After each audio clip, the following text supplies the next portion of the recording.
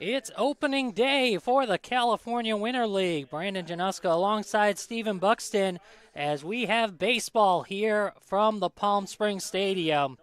The Alberta Grizzly and Palm Springs Power kicking things off here from the main field. And we're excited to get some baseball going. We'll get you right into these starting lineups here. Jared Lemieux and the Alberta Grizzly, Bobby Brown and the Palm Springs Power. Let's just go right in to your starting lineups. First off, for the Alberta Grizzly, led by Jared Lemieux, his third season with the California Winter League. Leading things off at shortstop is Justin Ayala. Second baseman batting second, Davey Morgan. The left-handed hitting center fielder, Scott Shaw, bats third. Matthew Fabian is the right fielder in the cleanup spot. Left fielder Pete Baker will bat fifth. AJ Karosis is the third baseman. Braden Dolbatian is at first, batting seventh. Matthew Maldonado, the designated hitter, bats eighth. Anthony Burgess is the catcher, batting ninth. And Yuma Ogino is the left-handed pitcher on the mound. We'll step aside for the Canadian national anthem first off.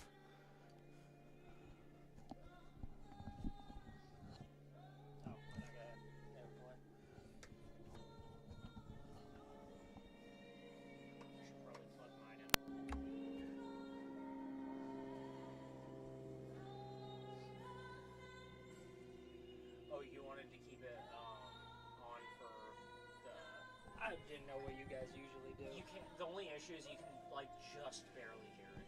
Okay. Just barely. We don't have TrackMan today. Cool.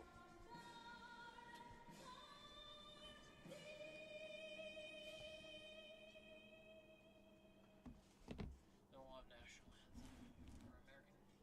And please remain standing as we honor America with the playing of the Star-Spangled Banner. They're a little early, aren't they? They're supposed to be at 57.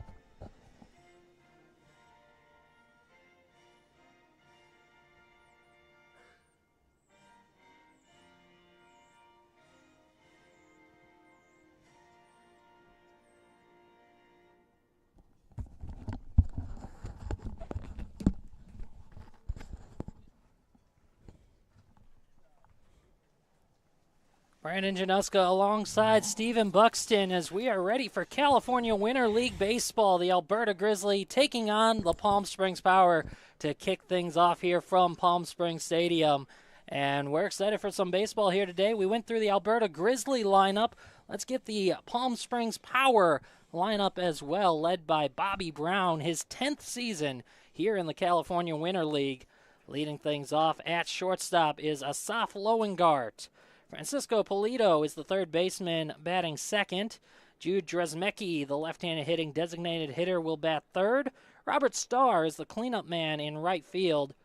Jacob Mabin, the center fielder, bats fifth.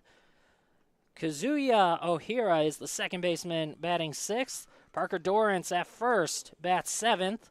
The catcher, Tyler Hendricks, will bat eighth. And Kaisong Chen is the left fielder, batting ninth. In back of right-handed starter Cooper Bagby. That's the starting lineup for the Palm Springs Power, the home team, in today's matchup against the Alberta Grizzly. So they finish up their warm-ups. Cooper Bagby out there on the mound, getting ready to open things off. This is the second game, technically, of the California Winter League season. China is taking on the Blue Sox. That game started at 9 a.m. That's on the turf field going on right now. We'll get some updates on that game as we progress here this morning. But it's about time for Grizzly and Power right here from Palm Springs Stadium.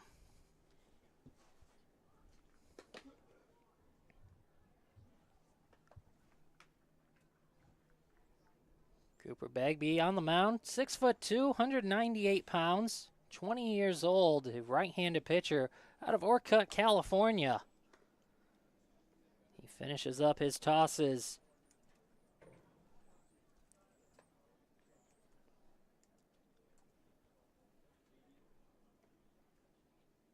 So, Steven, what do you expect to see in this matchup today? I know it's the very first game. Not a lot of info on these guys quite yet, but what do you expect to see just jumping right into this? Yeah, I mean, it's all really a question these first couple of games, first week or so, really, just how the managers are going to handle their pitching staff. Like for the Grizzly, we've already got it laid out. We'll have Ogino starting going 3 innings, and then it'll be Clark, Miller, and Muniz going 2 and then 1 each, respectively, to finish off the game. And then with Cooper Bagby on the mound, the big right-hander, it's just how long will he go? I'm expecting about 2, maybe 3 innings, about the same as they'll have going with the Grizzly, but can he doesn't need to go look for that strikeout pitch all that often. Just try and pound the zone, make his defense work, and again, it's a lot of these guys haven't hit in a while, so get the rust off, just put some quality pitches together. And it's really just how well you compete this first week or so. Yeah, you mentioned limiting the innings and spreading the innings out. That's a big thing in a league like this where you're playing a lot of games in a short amount of time, and limited rosters as well, is not overworking the pitchers, balancing out the innings amongst all the arms available as Justin Ayala digs in, the shortstop leading things off for the Grizzly. Here's the first pitch. Swung and fouled back off the catcher Hendricks, and we're underway. First pitch coming in a minute early, 9:59 Pacific Standard Time. 0-1 count on the shortstop Ayala. Bagby's ready for the 0-1. Here it comes, and that's a called strike at the top of the zone quickly, 0-2. Couple of fastballs to start him off. Bagby has a fastball, changeup, slider, and cutter in his arsenal. See what he goes with, 0-2. Downstairs, 1-2. It's a good fastball low in the zone, though. He started up high, trying to see if he could get a breaking ball in here for a chase pitch or really just anything off the end of the bat for a weak ground ball. Still ahead of the count. Steps back and fires a 1-2 home. Soft dribbler toward the shortstop Lowengart. He fields, bobbles, and safe at first is Ayala. It was slowly hit. It would have had to be a quick turn to get Ayala running to first, and it was just bobbled.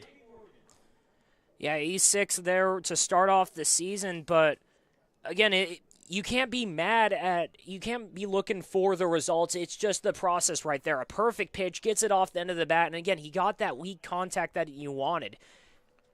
If Bagby continues that and more ground balls, I mean, it's going to do well for him. That'll bring up Davey Morgan, who swings at the first pitch and drives it into right center field. This is going to be trouble as it hits in the gap. Starr, the right fielder, will get it and fire back in, but not before Morgan is into second base. Ayala stops at third, and they're at second and third with nobody out in the top of the first inning. Good job by Davey Morgan right there. Looked like he just attacked a breaking ball low in the zone. Little bit off the end of the bat. Didn't have all of it to get it to the wall, but still in the gap enough to get an easy stand-up double. Yeah, shot it the other way into the right center gap, and that'll bring up Scott Shaw. Left-handed hitting center fielder. Runners in scoring position at second and third. Nobody out. The pitch from Bagby. Called a strike, 0-1. Trust that fastball to get it in the zone.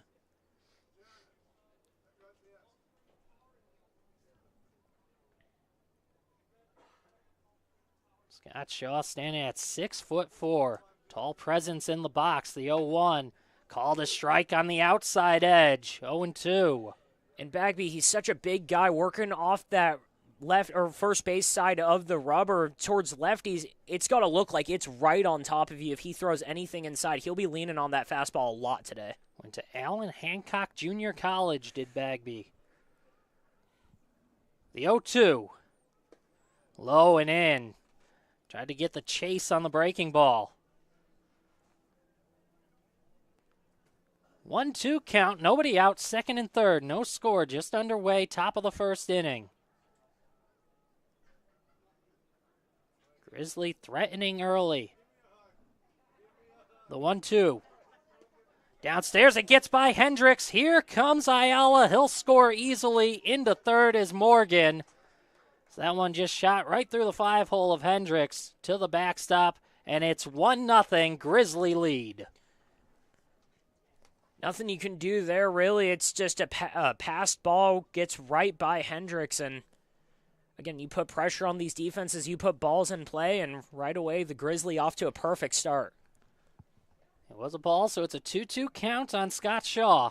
Runner at third, 1-0 Grizzly lead. Still nobody out in the inning as the pitch up and away, and it's full on Scott Shaw. The cleanup man, Fabian, is on deck. Shaw out of Cherry Hill, New Jersey. Played at Rider University and at Villanova. The payoff pitch from Bagby. Called strike 3. Dotted the outside corner, and that's a big first out. Great job by Bagby, able to just rear back. Again, just ignore all the stuff going on around him and just fire strikes. So far, he's been able to pound the zone really well today. 1-0 score, 1 out in the inning, runner at third. That's Morgan who takes his lead. Matthew Fabian, the right fielder, takes the pitch just a bit low for ball 1.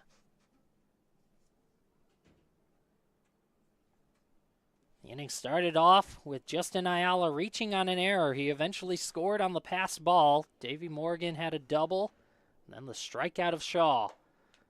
Pitch called a strike on the inner half. 1-1.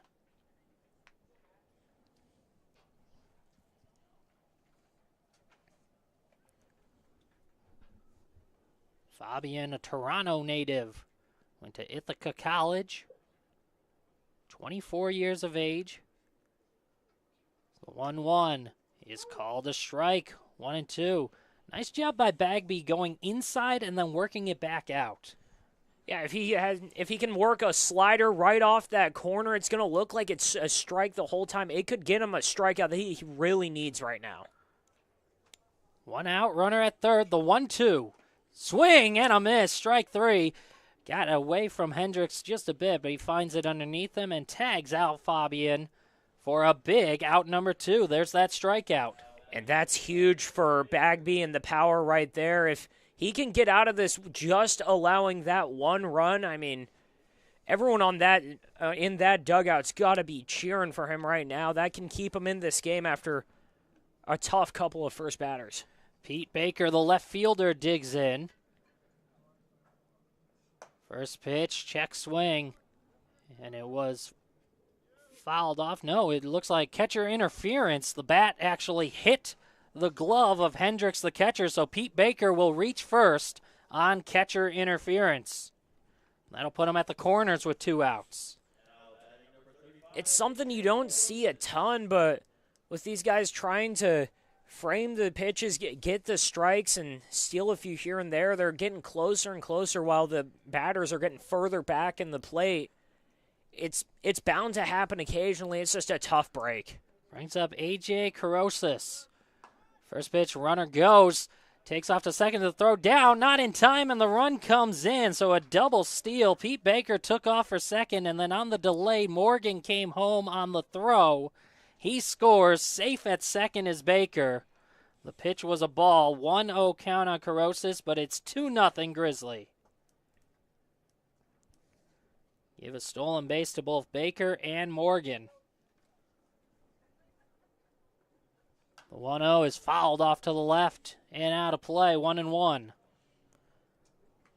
Nice call by Jared Lemieux just to get the runners going, see what the defense does, and take advantage. Yeah, we've seen a little bit of everything so far. A couple of errors. We've got that doubled in the gap, and we're playing some small ball now.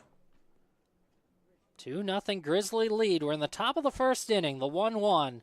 Called a strike, 1-2. Brandon, this is a really big field. It's 350 down the lines, 400 dead center. There's not going to be a ton of home runs, so this is how you have to live in the Winter League, just manufacturing runs. Good job so far by the Grizzly in doing that. Play a little bit of small ball. 1-2 from Bagby. Deep breath, a peek back at second, now the pitch.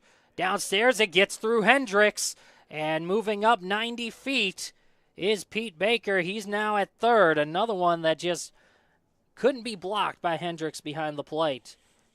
And that's what you see sometimes. These guys haven't worked together. They all just showed up this week, so not used to working together, pitcher and catcher, and you'll see errors like this. And especially with 2 outs, you've got a guy on second. It's not really a risk of allowing a run right there. You're just trying to get the strikeout. You got to possibly put something in the dirt. Just trust your catcher. The 2-2. Bouncer right side charging O'Hara, the second baseman, underhands over to first in time to end the inning. The Grizzlies score 2. They lead 2-0 after half an inning here from Palm Springs Stadium. Everyone knows good things come in threes, like Dave & Buster's Eat, Drink, and Play combo for just $19.99, including one mouth-watering entree, a refreshing beverage, a $10 power card, and a whole lot of fun, which means you enjoy a delicious meal for under $10. Oh, look, that's 5 good things. Good things come in threes at Dave & Buster's with the Eat, Drink, and Play combo for just $19.99. Buy online or in-store today. There's something winning in the Agua. Catch all the action at 360 Sports at Agua Caliente Casinos. Watch your favorite teams on our giant wraparound screens. See live scores on the LED sports ticker. Win big with our bar top games and enjoy great twists on bar food favorites. And with 3 premier casino locations, 360 Sports is the ultimate fan experience. For more information, visit aguacalientecasinos.com.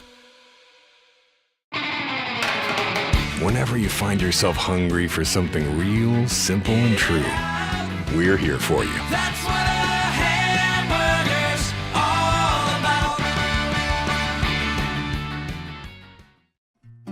Try our big, beautiful all-day menu with more than 70 delicious dishes and our award-winning 3-course brunch for only $27.99. At Palm Springs' most popular restaurant, there's always a party at Lulu.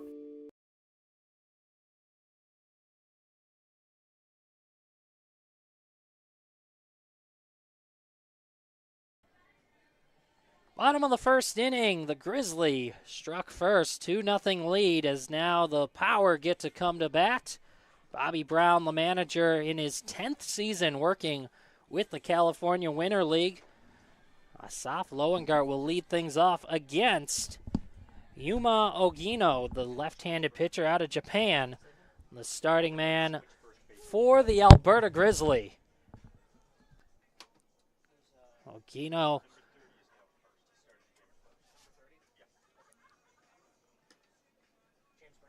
And actually, we'll have to get you a correction on that, as we have someone else out there on the mound, it appears.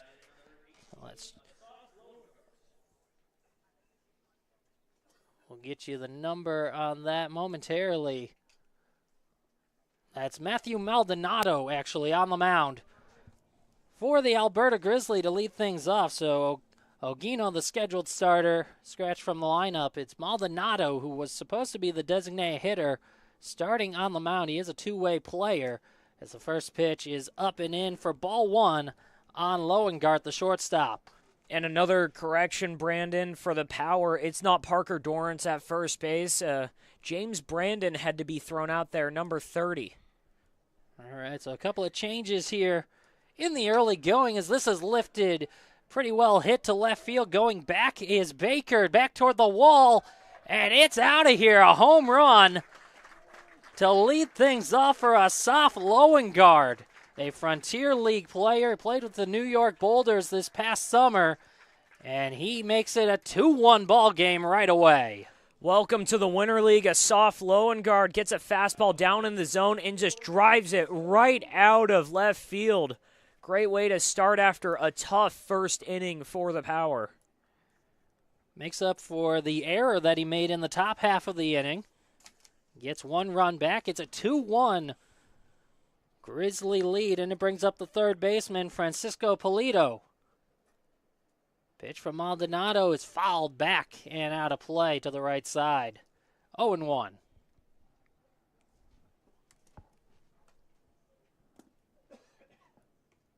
What you're looking for, especially a guy with some independent league experience like Lowengaard. He also played for Team Israel, the World Baseball Classic.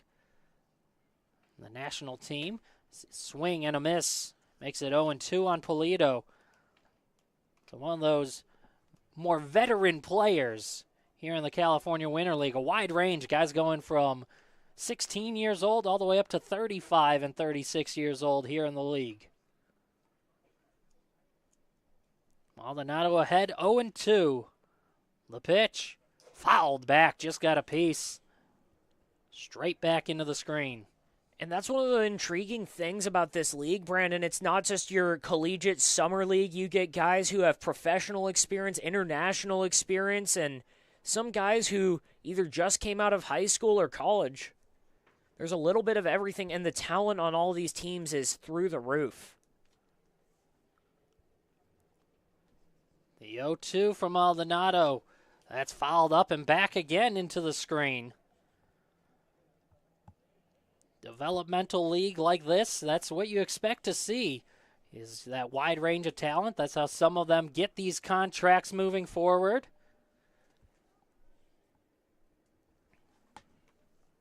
Maldonado peeks in, gets his sign from the catcher Burgas. 2-1 Grizzly lead.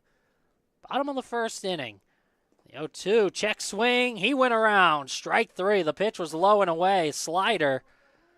But Polito couldn't hold up. That's out number one. A good job by both pitchers after, well, Maldonado right here after the home run, able to just rear back, get the strikeout right there. And in the first inning, Bagby did well to pitch around some trouble. None of it was really his fault out there. He did his job, but able to keep his team in the game, and it's a one-run game now. Jude Drzemecki, the left-hand hitting designated hitter, takes a pitch outside for ball one. Yeah, to your point, both runs scored by the Grizzly in the top half of the inning were unearned runs. There was an error, catcher interference, a couple of passed balls. So good job by Cooper Bagby, not letting it get to him, just continuing to play his game. It's the 1-0 off the end of the bat, popped up left side, going back, and it falls between Ayala and Carosis. Safe at first is Drzemecki. That was a ball popped up into shallow left field, and neither guy called the other off, and it fell between them. Yeah, we're in an inning in the third into the year, and that bat died a hero. Drzemecki just gets it off the end, shatters it on the barrel, and he's got a runner on for Robert Starr now. Power trying to tie this thing up early. Tying run is at first. Robert Starr, the right fielder. Righty-righty matchup. Long look in by Maldonado. Now the pitch home is a strike on the outside. 0-1.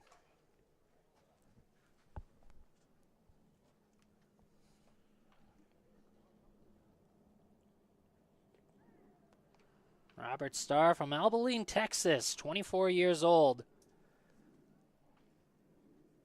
The 0-1 to him. He rips it into left field, going back Baker. It's over his head. One hop into the wall. Rounding into third is Drzemecki. He gets the stop sign, and it's a stand-up double for Robert Starr there at second and third with only one away.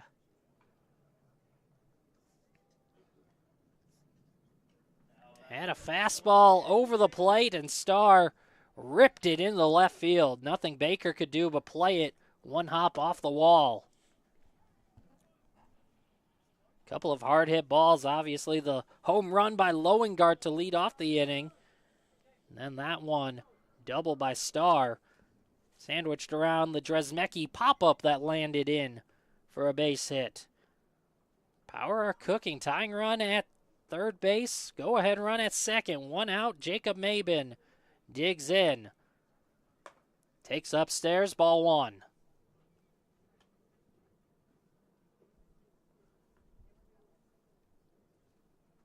Mabin played with the Western Oregon University Wolves for 5 seasons.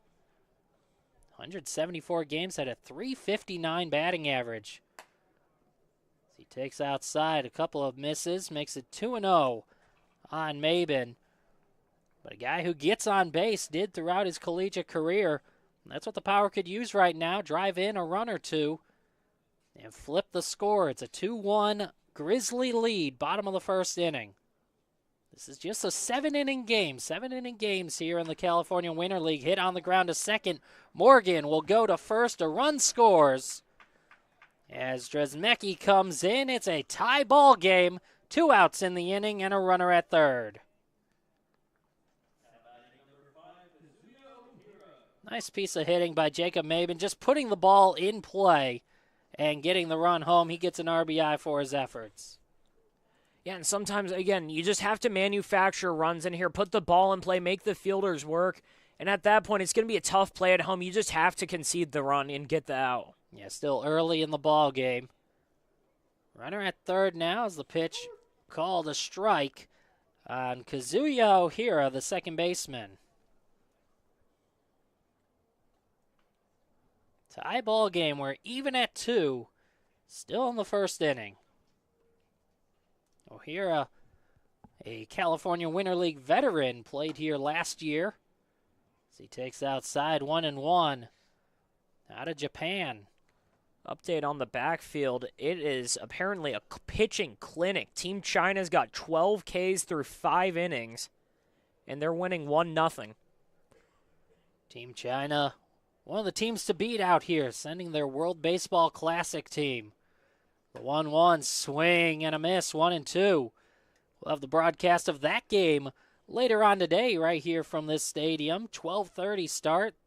The Palm Springs Chill at Team China. China gets a doubleheader today. Here it's a 1-2 count on Ohira. Runner at third, 2 outs. Tied at 2. The pitch, swing and a miss, strike 3. And that'll end the inning. We're even at 2 after an inning from Palm Springs Stadium. Across the Coachella Valley, you'll find our communities powered by short-term rentals. These rentals bring visitors and dollars to the region. Whether attending events, checking out the art scene, or dining at restaurants, when they spend money, we all score. The nearly $1 billion impact of short-term vacation rentals generates tax revenues that fund police, firefighters, education, and many other programs that improve our daily lives. To learn why short-term rentals are a grand slam for the home team, visit onecv.org. Like a family setting, you know, we come and we get into conversation, and it's comfortable here is what I guess I'll say. It's comfortable. The hot cocoa has whipped cream and sprinkles in the whipped cream in the hot cocoa. Very family oriented. You know, they cater to the kids. They got the coloring books and crayons, and they have kid-sized stuff about almost for everything that you would want. So young and old, everybody can enjoy it. It's the best. Made from scratch memories. Elmer's. How do you define adventure? Riding the world's largest rotating tram car? Taking in SoCal's awe-inspiring views? Exploring over 50 miles of pristine wilderness?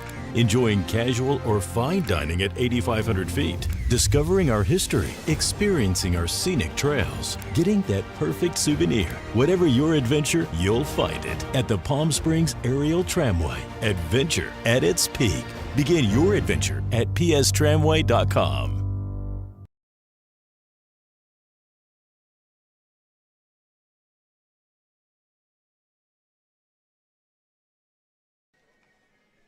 On to the top of the second inning, tied at 2. Here from Palm Springs Stadium, the Alberta Grizzly and the Palm Springs Power. Cooper Bagby back out there for his second inning of work. He was good in the first inning, despite the 2 runs. Both were unearned.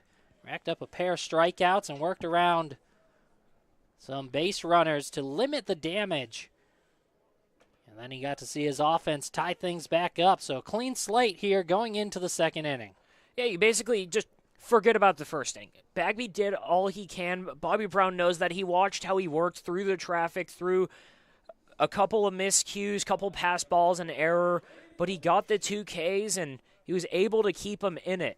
Now here it's just how long or how much quality can they give him? He's given length in college before. He had 11 starts of 5 or more innings at Allen Hancock. He'll face off against the first baseman, Braden Dolbatian, to lead things off.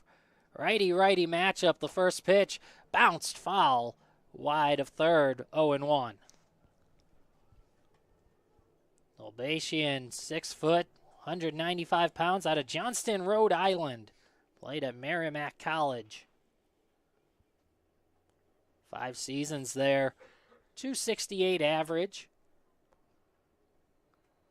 He awaits the 0-1 from Bagby. Here it comes. On the inside edge, 0-2. Bagby's done a great job of getting ahead of hitters so far. I don't think he has a first pitch ball so far. No, he's been attacking the zone. Saw some of the Grizzly players make that adjustment and attack first pitch swinging. The 0-2, low and away, 1-2. Davey Morgan, the second batter of the game, attacked the first pitch. That was really the only solid contact against Bagby so far, as that went for a double.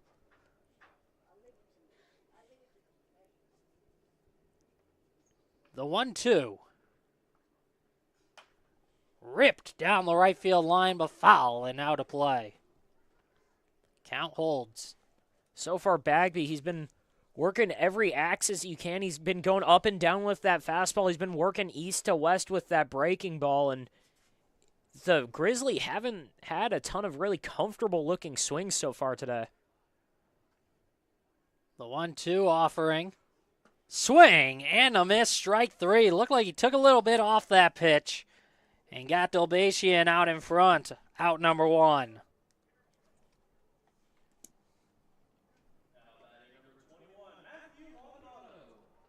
Brings up the designated hitter, or rather the pitcher, I should say, Matthew Maldonado. So he will still pitch, or rather still hit in this ball game. Hitting for himself. It's a 2-2 game. Top of the second inning. Right-handed pitcher, left-handed hitter. First pitch home is outside, ball 1. Yeah, Matthew Maldonado out of New Braunfels, Texas. Played at Lipscomb University, played at New Orleans University. Didn't hit a ton in college, though. A two-way player, also listed as an outfielder. The 1-0 swing and a miss, 1-1. He's got experience in the MLB Draft League, too, and he can handle his own offensively, and he'll be a huge piece of this Grizzly team this year.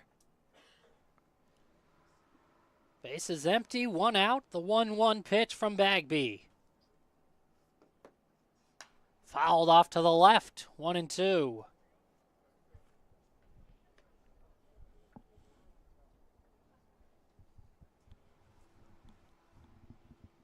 Maldonado, as a pitcher, primarily served as a reliever throughout his career so far. And again, with these being 7-inning games and the way the league works, he'll only pitch a couple of innings, you would imagine, as he swings and just gets a piece of the ball to stay alive. 1-2 the count holds. Late swing on the fastball, though.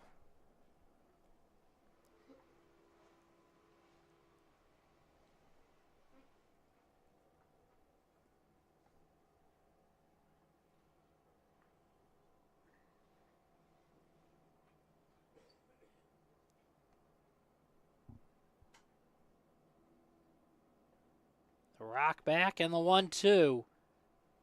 Just a touch outside, 2-2. Bagby wanted that pitch, a good breaking ball that just swept in, almost caught the zone. About an inch off, and That was almost a perfect pitch. Yeah, starts in the right-handed batter's box and started to come back, just not quite enough. So now the 2-2.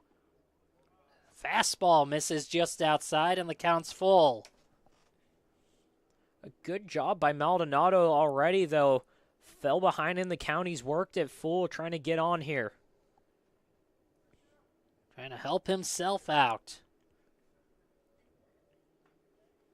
Base is empty, one away. The payoff pitch. Rocket bouncer on the ground to second. O'Hara has it and throws out Maldonado for out number 2. Hit it hard, a one-hopper, but right at the second baseman.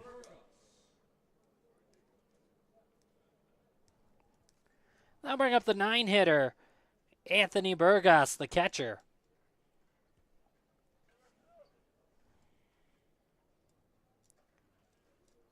Tied at 2, top of 2. Burgos out of New York City. First pitch, back up the middle. Softly hit. Lowengaard dives but can't get there. It's a base hit. A 2-out single for Burgos, and that turns the lineup over back to the top.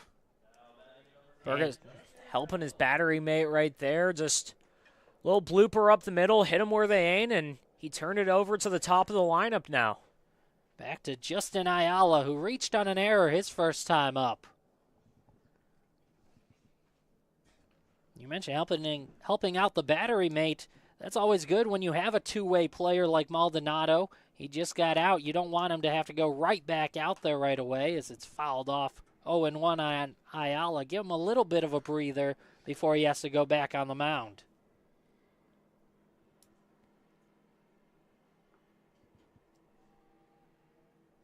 Runner at first. 2 outs. A 2-2 tie. The 0-1. Hit on the ground softly to second. O'Hara gloves and throws over to first in time to end the inning. Grizzly get a hit, but they leave him there. We're tied at 2 as we head to the bottom of the second inning here from Palm Springs Stadium. Outdoor living in the Coachella Valley is spectacular, and Tessera is the premier builder of outdoor living spaces in the desert. Nobody does it better than Tessera. From one end of this valley to the other, from Palm Springs to Rancho Mirage, Palm Desert, to Indio and La Quinta. For 35 years, we've created the ultimate in outdoor living, landscaping, pools, and patios, so you and your family can enjoy each other. Live well. Live Tessera. Whether you're building, landscaping, renovating, refreshing, or simply researching, rent the right size tools for your size jobs. In store, online, or in app at Sunbelt Rentals, where tools rule.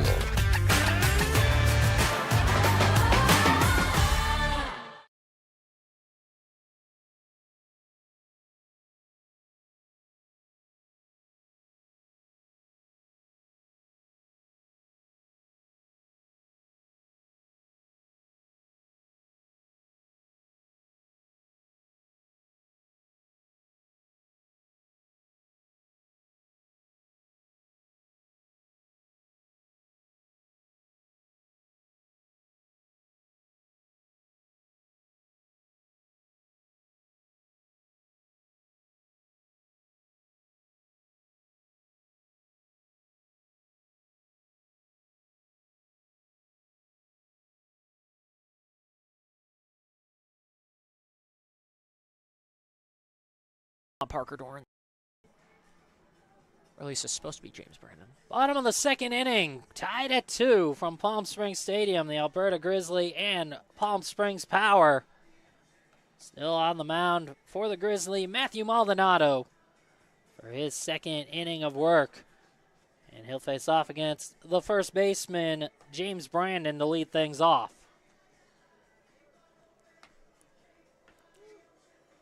Two runs apiece, but the contact has really benefited the Power so far. They've been squaring the ball up a little better. Grizzly taking advantage of some miscues defensively by the Power. And overall, I mean, Maldonado's thrown the ball fairly well. It's just 2 pitches. He hung a breaking ball over the middle to a soft Loewengaard that went over the fence, and then he had a double in the gap to Robert Starr. Other than that, it hasn't been anything crazy by the power. He's got 2 strikeouts, and it's a tie game. Trying to see if he could brush that off and put up another 0 like his counterpart. James Brandon, the first baseman, is the first man he'll face here in the second inning. Tied at 2. It's always a question, though, of how that pitcher, after a long first inning, and he had to go hit after that in the second. It was a really quick inning, only a couple of minutes, and he's right back out there again. See how he can recover and get back at it. Against James Brandon out of Manhattan Beach, California. First pitch home. Breaking ball hit on the ground to short. Ayala has it and throws off the line, and the tag missed by Dolbatian. Safe at first is James Brandon. The throw pulled Dolbatian up the line. Tried to spin and make the tag, but he missed. Yeah, it looked like kind of a tough play for Ayala there at short. It was not the hardest hit ground ball. Took a bit of a funky hop on that grass. And at the last second, just trying to make something happen, the strong throw just pulled him off. Leadoff man is on after the throwing error. Brings up Tyler Hendricks. The Grizzly took advantage of a throwing error to lead off the first inning. The pitch home. Misses for ball 1. Maybe a touch upstairs.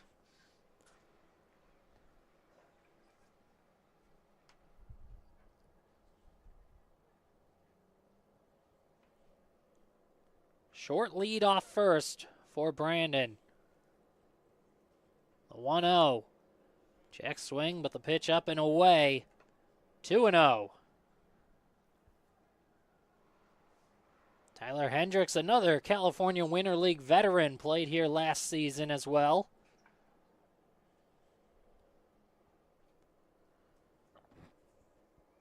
As the 2-0 delivery, swing and a miss, 2-1.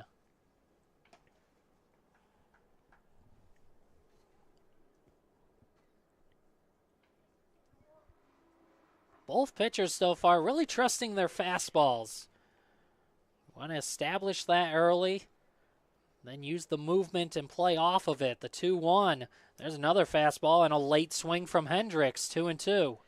And it's kind of what you have to do with this kind of situation. The players just got in this week. It's a really quick turnaround. Some guys haven't been on a mound or haven't hit in a while, so it's just trust what you know. Throw over to first. Dug out by Dolbatian. Back in head first slide was James Brandon. And for a lot of guys, the easiest thing to get the feel of at first is the fastball. And again, you're working against some hitters that they're still trying to time it up. See what he does, 2-2. Another fastball missed, and the count runs full. Bottom of the order, Hendricks is the 8 hitter with a full count. Runner at first. Ball game tied at 2 in the bottom of 2. The payoff pitch. Swing and a miss, strike 3. That's strikeout number 3 for Maldonado on the day, and that's the first out here in the bottom of the second. And Maldonado, he's got the fastball working. The breaking stuff has been good. He's got the swing and miss there. They've all 3 of the Ks have been on a swing and miss. As long as he can keep the ball in the yard, unlike the first pitch to a soft Loewengaard. First pitch swung on and missed by the left fielder Kai-Sung Chen. If he keeps doing this, the Grizzly could get some length out of him.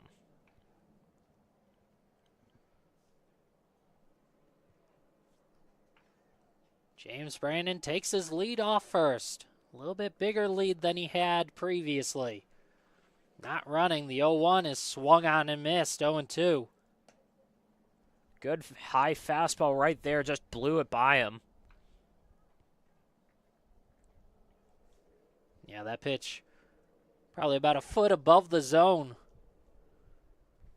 Got Chen to chase. Ahead 0-2. The pitch. A fastball up and in. Check swing. He did not swing. So he got out of the way of it. 1-2.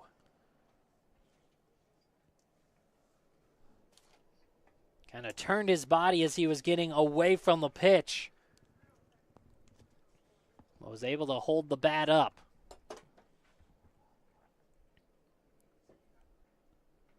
Maldonado's 1-2.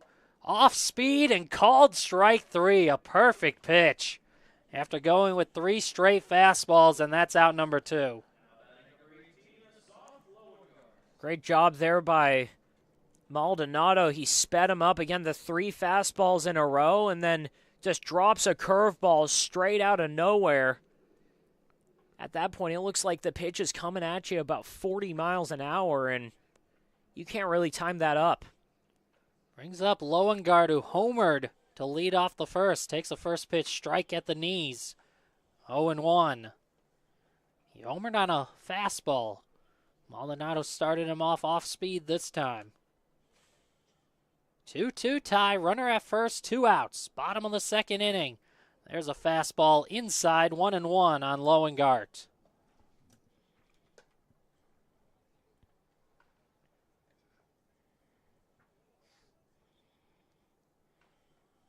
Soft Loengart from Israel originally, calls home Baltimore, Maryland now.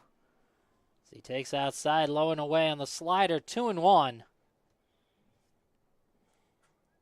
Mentioned played with Team Israel, played there during the 2020 Olympics as well.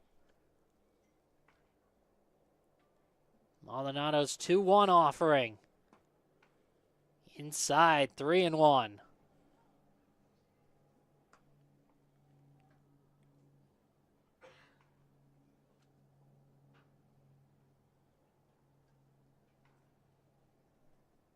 Finished his collegiate career playing at the D1 level.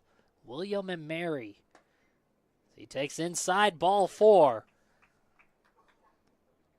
Everything was basically on the inner half to Loengard.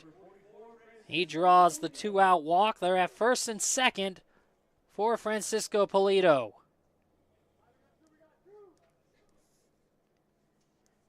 Polito, a strikeout victim his first time.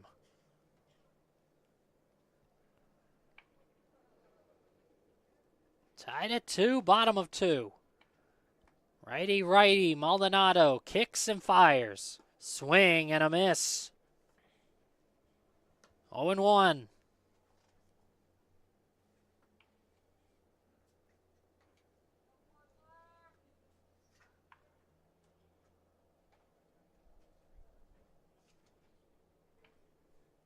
Maldonado, fastball, changeup, curveball in his arsenal as he gets the strike on a swing and a miss. 0-2 for Polito. Looked like it may have been the curveball.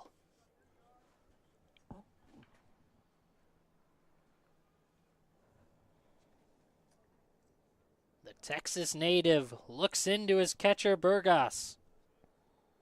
He has the sign he wants for the 0-2. 2 on, 2 out. And the pitch. Inside. 1-2. Tried to go with a breaking ball, but it never broke back. Sunny day here in Palm Springs. Wind blowing from right to left.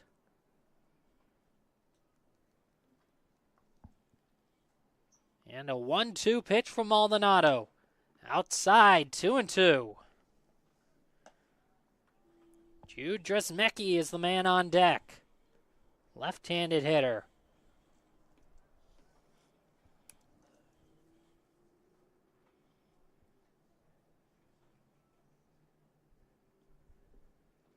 The 2-2 pitch. Just missed. And the count runs full. Tried to get the edge, that outside edge. Did not get the call. Good breaking ball right there. It looked like it just slid right off the plate, though. Big pitch coming up. Runners at first and second. 2-2 tie with 2 outs.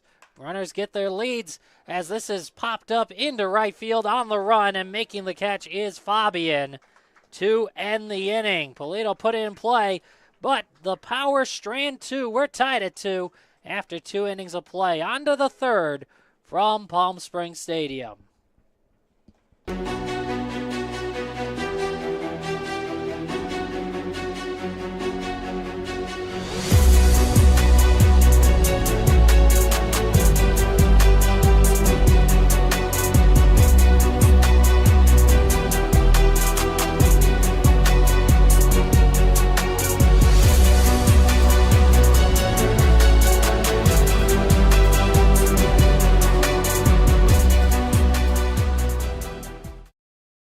For 20 years, our family's mission has been simple.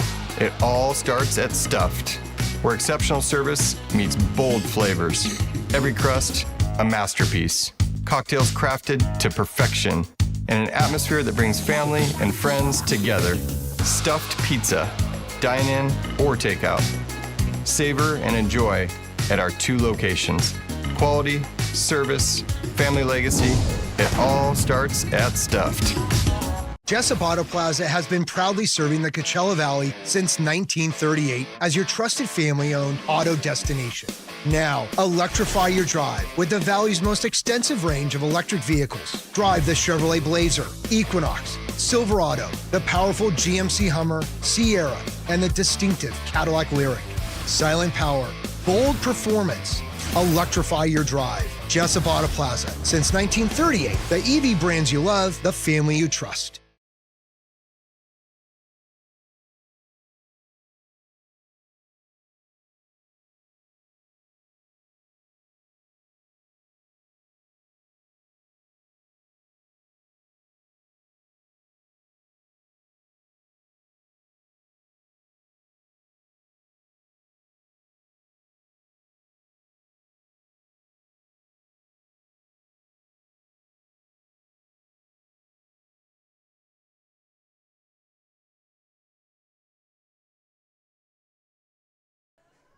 On to the top of the third inning. We're tied at 2 from Palm Springs Stadium. Power and Grizzly. And it'll be the 2, 3, 4 hitters up for the Alberta Grizzly against Cooper Bagby. Second time through the lineup. Davey Morgan, the second baseman, to lead things off. He doubled his first time up. Eventually came around to score on a double steal. 2-2 ball game. Both teams scoring their runs in the first inning. Now in the top of the third. Righty-righty matchup. A deep breath from Bagby. Now the first pitch home. Fastball low and in. Ball 1. Looked like after that first inning double, Bagby had a little bit extra on that fastball right there, just screaming in on the inside part of the plate.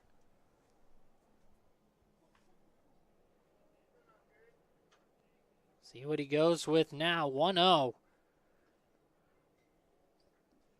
That's popped up and back out of play. Looked like another fastball. That one caught much more of the plate. 1-1 the count.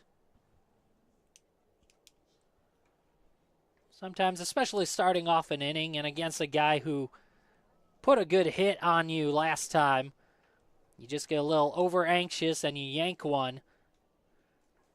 Like Bagby did on the first pitch. This one is bounced foul to the third base side and toward that Power dugout. 1-2. They're playing Morgan in the outfield to push it the opposite way. Earlier he was just late on a fastball, but still got it into that gap and got a hustle double. Bagby ahead in the count. 1-2. The pitch. Downstairs, 2-2. With how big that gap is in left center field, if Morgan gets anything out there, it's almost a guaranteed triple. A lot of space in these outfields. The 2-2. Fouled back. Went with the fastball. Davy Morgan from North Carolina. Went to North Carolina Wesleyan, and as a senior last spring, 2024, hit .396. Also a .512 on-base percentage. That was in 46 games as a senior. And off speed, called strike 3 on the 2-2. And that's the first out of the inning. Great battle there between Bagby and Morgan. And this time it's Bagby who wins. And a great job so far by both pitchers. Just putting up K after K. That's already the 4th of the game for Bagby.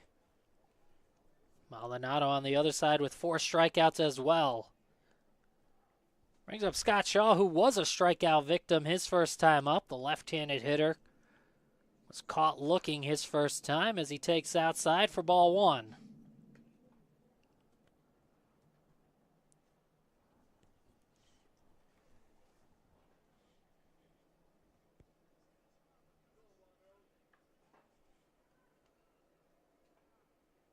Base is empty, 2-2 tie, 1 out, top of 3. The 1-0 pitch, swing and a miss. 1-1 on Shaw. Went to Rider University.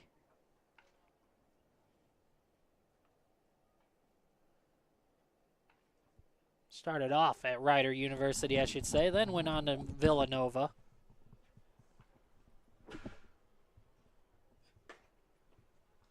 Pitch catches the outside edge. 1-2.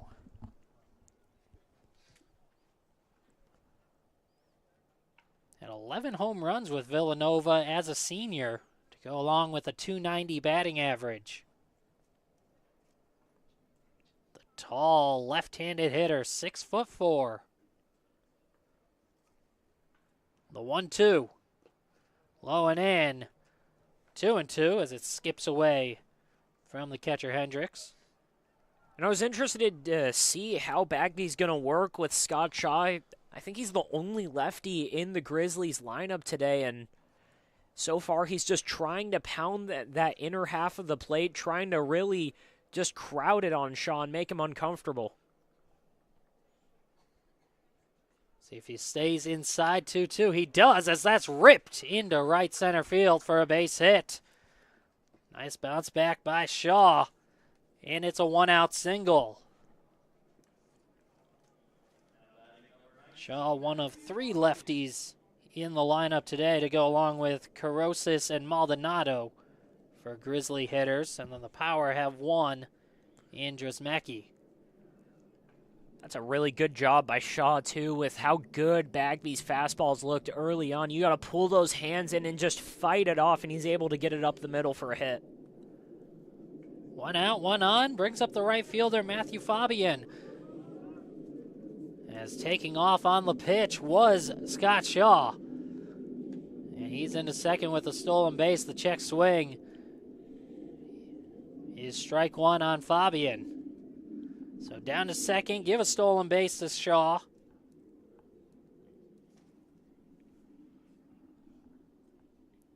Fabian, a strikeout victim as well back in the first inning.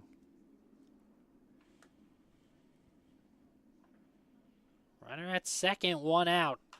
As this is ripped into right center field, that'll get down for a hit. Shaw around third, he's going to score. The throw is cut off at first base by the first baseman, Brandon. And it's a 3-2 Grizzly lead. RBI single for Matthew Fabian.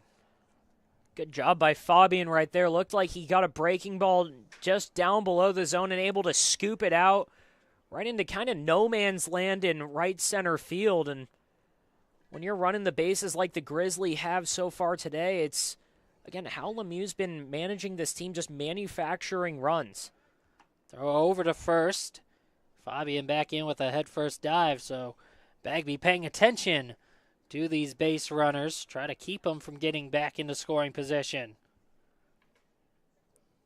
The batter is Pete Baker, who reached on catcher interference his first time. Swings and misses, a delayed steal, but in safely is Fabian, and the throw goes into center field. Could be a play at third. The throw is late, Head first dive by Fabian, and again, using your legs to make things happen. Draw the throw down, and an extra 90 feet for Fabian. Give him a stolen base, and then an error on Hendricks to allow him to reach third.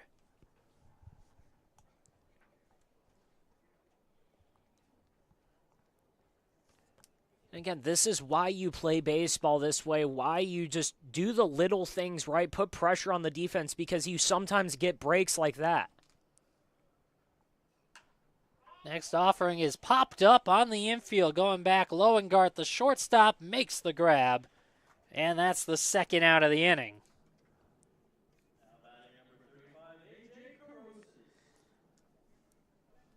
Brings up the left-handed hitting third baseman, A.J. Carosis, grounded out to second back in the first inning. Runner at third, 3-2 Grizzly lead. We're in the top of the third inning.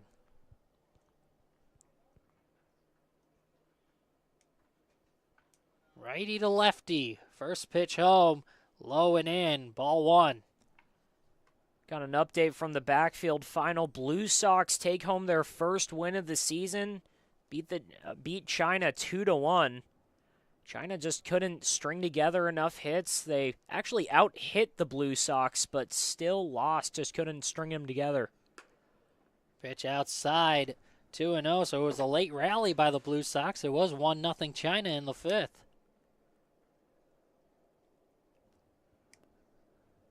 But the Blue Sox take it home. That's the first final score of the 2025 California Winter League.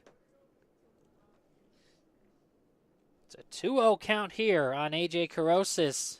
Now 2-1 after a swing and a miss. 3-2 Alberta Grizzly lead over the Palm Springs Power. Top of the third inning. Go-ahead run just scored a moment ago. Matthew Fabian with an RBI single to score Scott Shaw. The 2-1 is called a strike on the outer half. 2-2.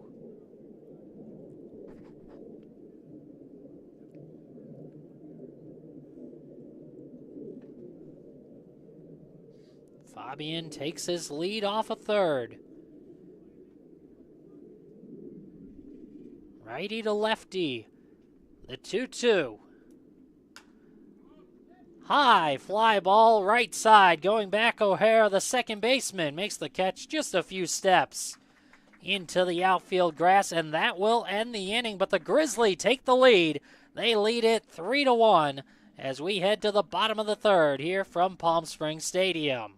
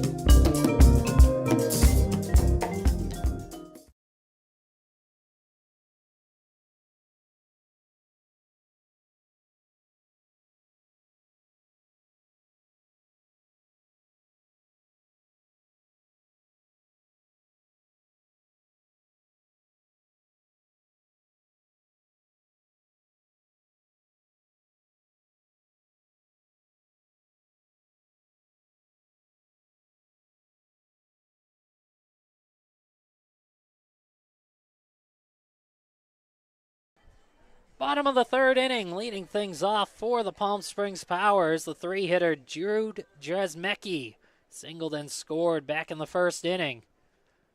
Left-handed hitting, designated hitter. Matthew Maldonado out for his third inning of work for the Grizzly. It's a 3-2 Grizzly lead. Matthew Fabian with the go-ahead RBI single in the top half of the inning.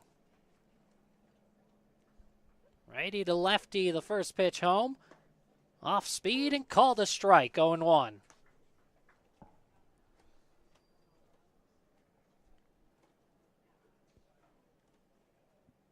We were talking during the break. Both pitchers have shown a lot of control over their pitches here in the early going as this is bounced to the right side. Glove by Dolbashian. The first baseman will take it to the bag himself for out number 1. Yeah, Brandon, it's been a combination of controlling, just pounding the zone, getting ahead of hitters, a couple strikeouts here and there, and most importantly, on the mound between Bagby and Maldonado, they haven't been really waiting a ton. They've been working quick. They've been getting set and just firing right away. Maldonado has his sign from the catcher, Burgos. Robert Starr, the right fielder, is the man at the plate who takes a strike, 0-1. Starr ripped a double his first time. Had a fastball out over the plate and ripped it into left.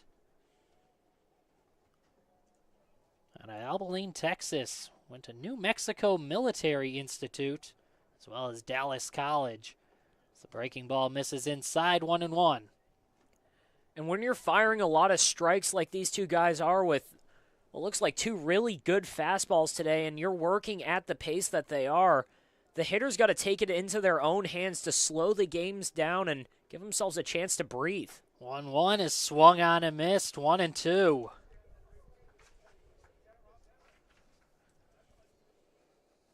Yeah, right now the pitchers really controlling all of their pitches and keeping these hitters off balance.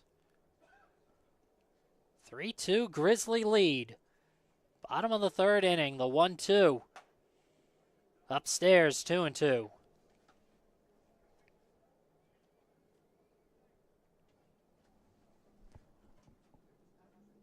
Robert Starr also spent some time in the Pecos League. He awaits the 2-2.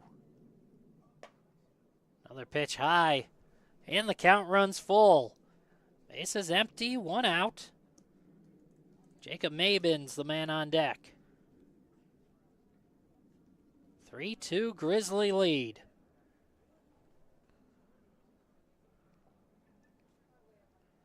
The payoff pitch, swing and a miss, strike 3. 2 outs, and it brings up Mabin.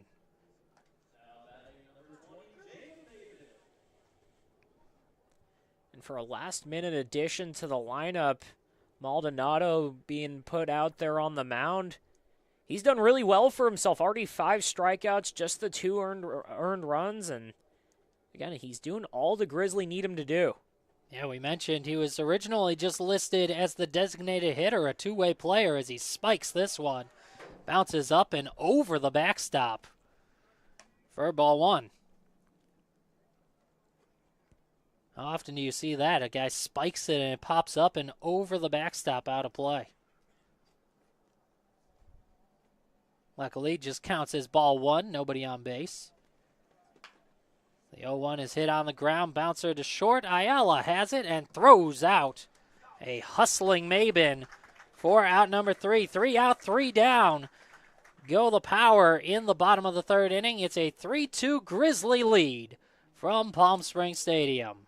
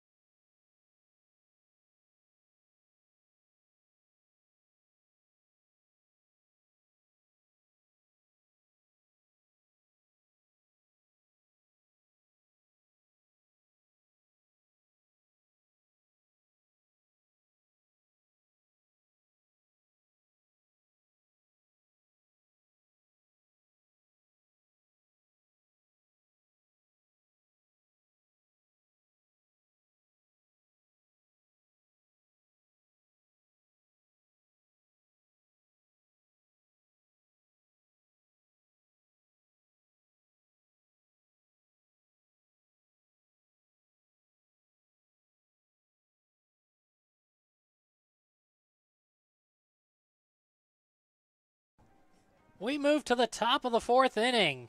Alberta Grizzly with a 3-2 lead as Cooper Bagby out for his fourth inning of work. 4 strikeouts so far through the first 3 innings.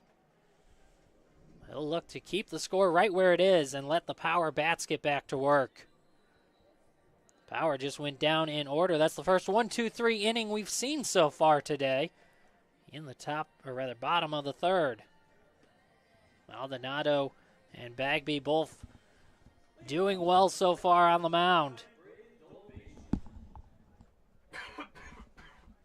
Bagby will face the bottom of the Grizzly order, 7, 8, and 9, starting with the first baseman, Braden Dolbatian. Strikeout victim back in the second. 3-2 Grizzly lead.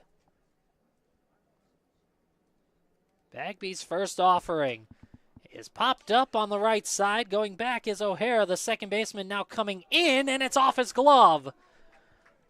Safe at first. Dolbatian thought about trying for second as well, but smartly goes back to first. Wise decision. But another error puts the leadoff man on. Third error of the day so far defensively for the Power. Yeah, that's a tough break right there. Just a high fly ball right over second base, and at this time of day, you're starting to fight with the sun that's getting directly overhead, and looks like he just lost it there. Throw over to first. Dolbatian back in with a head-first dive. Matthew Maldonado. Chance to help himself out. Grounded out his first time up. Pitch outside. 1-0. Looked like he was trying to go with an outside breaking ball right there, pitch him backwards, but just slipped out of the hand, missed his spot. Left-handed hitting pitcher. Takes downstairs, 2-0.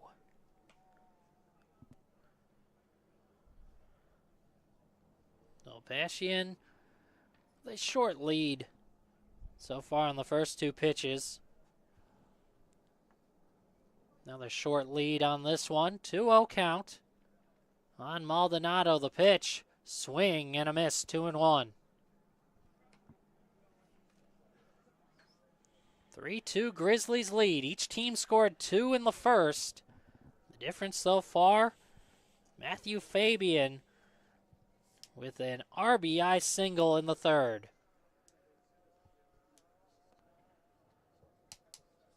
The 2-1. Just outside, 3-1. Maldonado had a great look at that, watched it all the way in. See if he gets a pitch to hit. Ahead of the count, 3-1. Hitters count, runner at first, nobody out. The pitch. Low and away, ball 4. And they're at first and second with nobody out.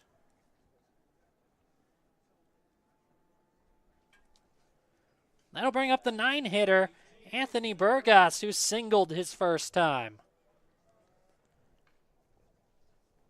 3-2 Grizzly lead.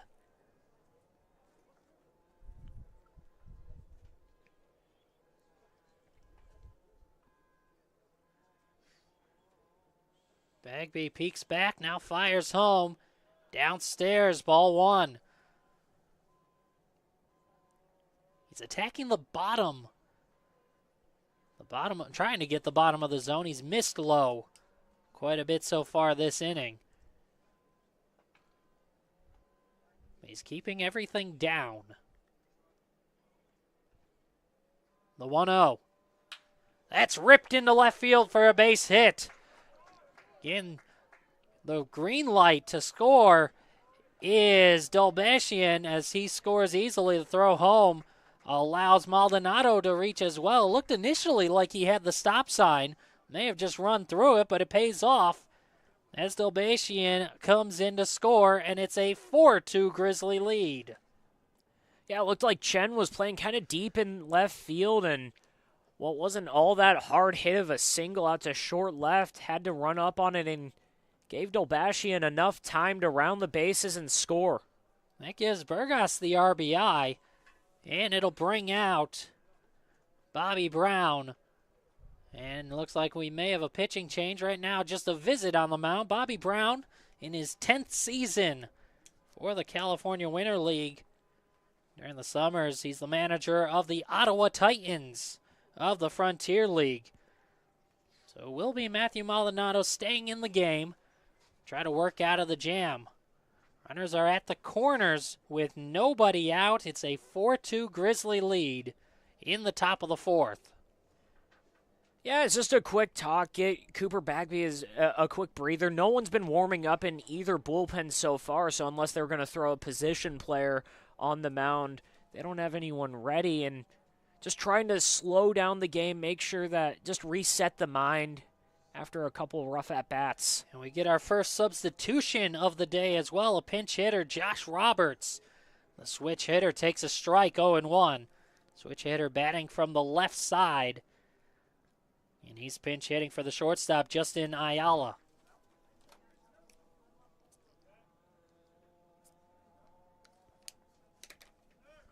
Runner takes off from first. The pitch fouled into the power dugout down the third base line. So Burgos will have to retreat back to first base. And it's an 0-2 count on Josh Roberts. Roberts out of Bayonne, New Jersey. Played at County College of Morris, Arizona Christian, Came University. Was named the team captain at College of Morris. The 0-2 fouled off again and again. Burgos was taken off from first base. We saw this already work once for the Grizzlies. Runners at the corners. You have the guy at first take off, try to draw the throw down, and then the runner at third comes home. It worked in the first inning to score a run for the Grizzly. They lead by 2 in the top of the fourth. Men at the corners, still nobody out. Throw over to first. Back in safely is Burgos.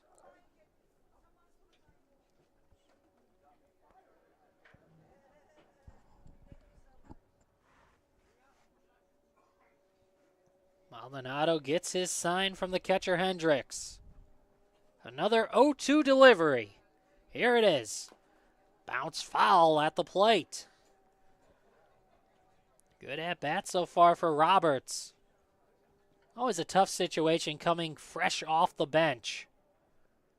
He's battling so far. At bare minimum on the mound, this is Cooper Bagby's inning right now. Again, neither bullpen has anyone warming up, so he's got runners on the corners. See if he can get out of it. Throw to first, back in with a head first dive. Yeah, Bagby, the man on the mound. I believe I said Maldonado earlier. That is the Grizzly pitcher.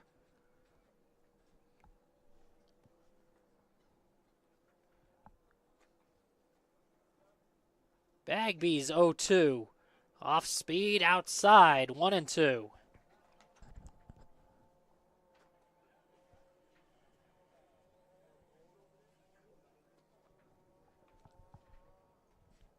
One run already in. Here in the top of the fourth inning. Runners at the corners, nobody out. The 1-2. Fouled off to the left, and we'll do it again.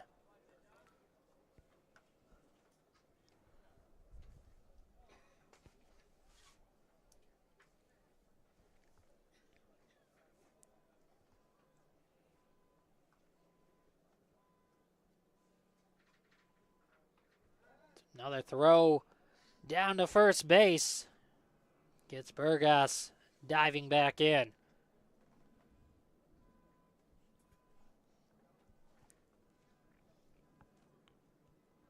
Wind picking up a little bit. Still blowing from right to left. The 1-2, swing and a miss. And there's the first out of the inning. A good battle by Roberts, but Bagby gets the punch out. His 5th strikeout of the day.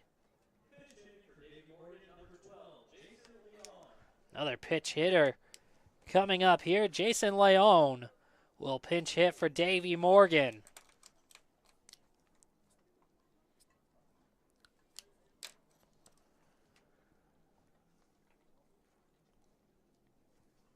Leone, a right-handed hitter.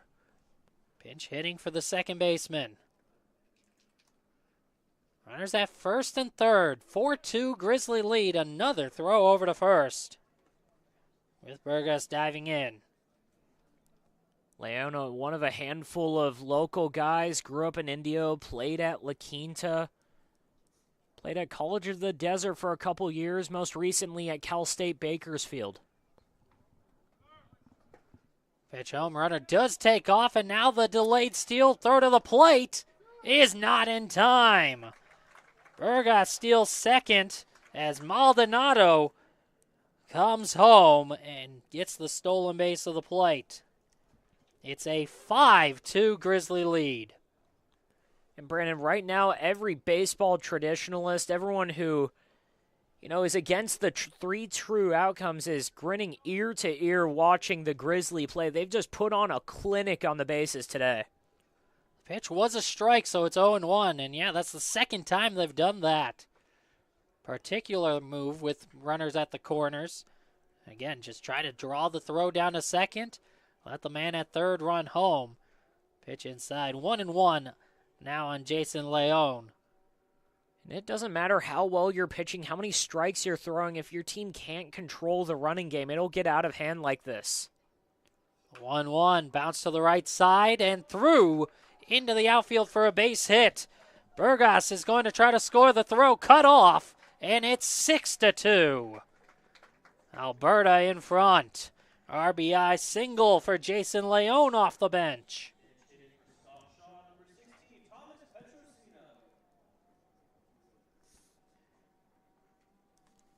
And that brings up another pinch hitter. They're just bringing in all the reserves at this point. Give everyone some playing time on opening day. Thomas Petrosino will pinch hit for Scott Shaw. Shaw finishes the day 1 for 2 with a single and a run scored. Pitch downstairs, ball 1 on Petrosino.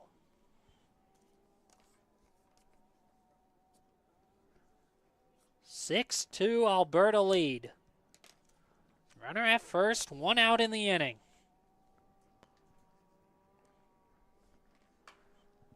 In the air right side and foul. 0-2.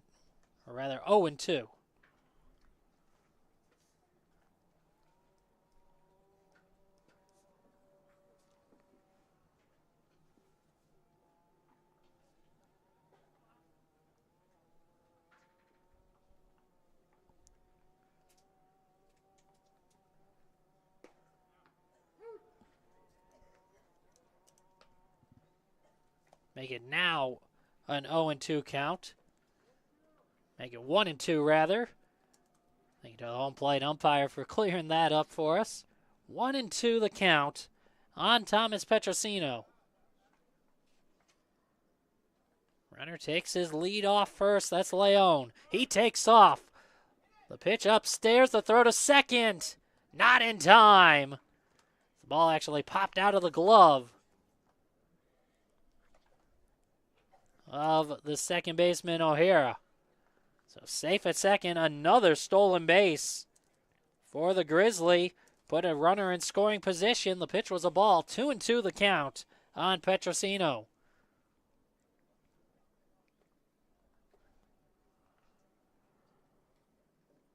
Cooper Bagby set, looks back at second, throws off speed, called strike 3. Got him with the curveball. And that's a big out, number 2.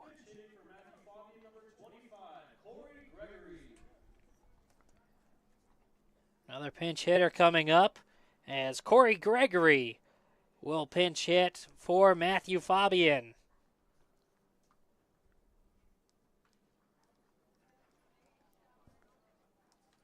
Fabian had the go-ahead RBI single back in the third inning. Grizzly now leads 6-2 as the first pitch fouled back into the glove. 0-1 on Gregory.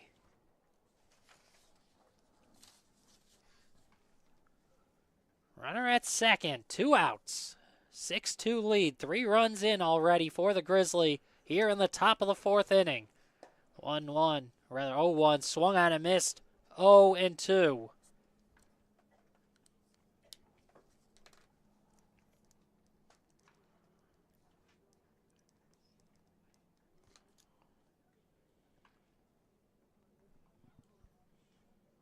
Corey Gregory, a Cleveland, Ohio native, as the runner takes off.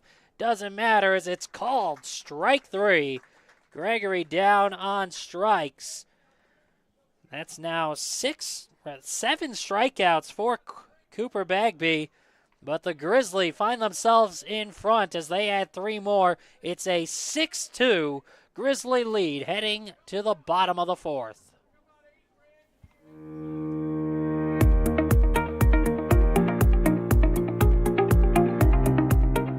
Hello, Power Baseball fans. At SBMP Attorneys, we believe in the power of community. And that's why we proudly support the Palm Springs Power, our hometown baseball team.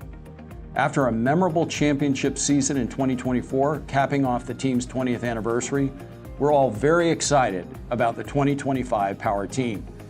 SBMP Attorneys and the Palm Springs Power are 2 teams that are committed to excellence, community, and the spirit of winning. We'll see you all at the ballpark.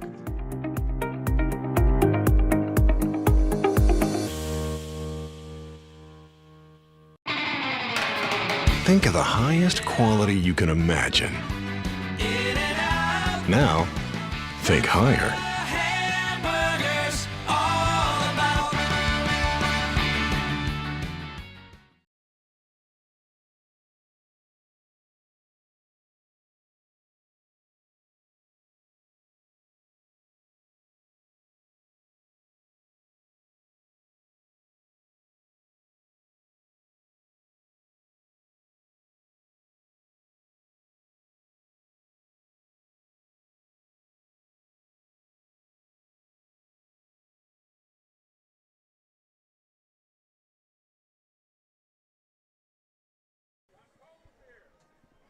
Bottom of the 4th inning from Palm Springs Stadium. Alberta Grizzly now with a 6-2 lead. Matthew Maldonado continuing to work on the mound for the Grizzly. Now pegged with a 4-run lead as he faces Kazuya O'Hara to lead things off. 6, 7, 8 of the Palm Springs Power lineup. O'Hara, Brandon, and Hendricks are due up. And this is how much just doing the little things right, putting pressure on the defense affects a game. And going into that 4th inning, it looked like Bagby was starting to roll. He was thrown pretty well, but when you allow 7 or 6 stolen bases, doesn't matter how many guys you punch out, there's going to be runs put up. Yeah, the running game has really been the difference so far in this game, particularly in that 4th inning as the first pitch misses for ball 1 to O'Hara. There is some action down in the Power bullpen. So the 1-0 misses outside. 2-0. See who that is. It looks like Ryan Baum is getting loose for the Power. 6-2 Grizzly lead. Pitch misses upstairs for a ball. In all likelihood, what's most likely going to be Cooper Bagby's last inning. He went 4 innings, 6 hits, 6 runs, 3 earned, 1 walk, 7 Ks. Another pitch inside, and that's ball 4. So a lead-off walk to O'Hara. The Power will try to battle back down by 4. Brings up James Brandon.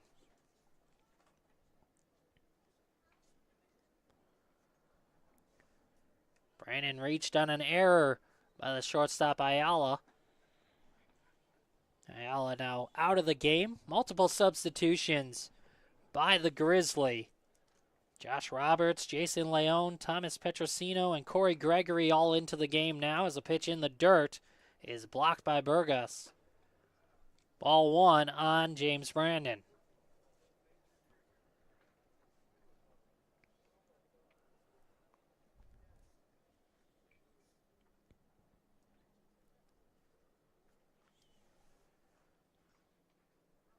The 1-0. Runner takes off. Swing and a miss. Throw down to second. One hopper in. Not in time. Stolen base for O'Hara. So now the Power trying to do something on the bases. They saw how the stolen base can hurt you in the top half of the inning. Trying to do some damage with it now. And they need to. They've had back-to-back quick innings offensively, and after a real long one by the Grizzly, they just need to give themselves a chance to get back in this. Down by 4, bottom of 4. 7-inning ball game as that comes up and in and hits James Brandon. So the hit by pitch puts runners at first and second with nobody out. Yeah, looked like Maldonado was trying to start him off with a breaking ball that just slipped out of the hand on the release. That'll bring out a visit from his battery mate, Burgos. Anthony Burgos, the catcher, talking with Matthew Maldonado on the mound before Tyler Hendricks, the power catcher, digs in. 6-2 Grizzly lead, bottom of the 4th inning. No balls in play yet. O'Hara started the inning with a walk, then the hit by pitch to Brandon. It's going to be interesting to see how Bobby Brown manages that bench going forward. He's got 7 guys on there. There's some real good athletes waiting there. They could cause some havoc on the bases if they put anything in play. But right now, sticking with the starters. Peek back at second by Maldonado. Now the pitch home is outside, ball 1. We'll see how long of a leash Maldonado has as well, as the control that he had through the first 3 innings not present so far in the 4th. A walk, a hit by pitch, as this one comes inside. 2-0, now behind in the count again to Hendricks. Hendricks was a strikeout victim in the 2nd. And I think that makes it 6 straight balls from Maldonado. He needs to find the zone. First and second, nobody out. The 2-0 offering. There's a strike, 2-1.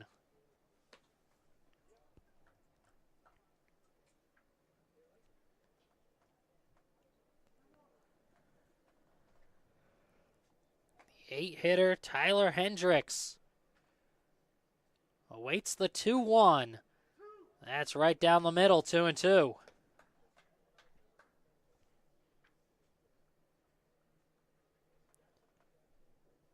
O'Hara takes his lead off second. Brandon off of first. Maldonado's 2-2. Low and away. And the count runs full. Nice pick by Burgos. Having to reach out toward the left-handed batter's box, toward the back of the left-handed batter's box to glove that ball and keep the runners at first and second. Big payoff delivery coming. Here it is. That's in the air, right center field. Shaw on the run going back, and it's over his head. Down for a base hit. Off to the races go O'Hara and Brandon. Both of them right on each other. Brandon gets the red light. O'Hara scores. And it's a double, RBI double for Tyler Hendricks. Brandon into third base, and it's a 6-3 ball game. Brandon, it looked like Tyler Hendricks got that one a little off the end of the bat right there, but with Shaw playing so far in during that at-bat, it just kept carrying and went right over his head. Wind blowing slightly from right to left, maybe a little out as well, could have helped that ball carry. But yeah, initially I thought it was high enough in the air to possibly have a play on it, but Shaw just kept chasing back and back and back.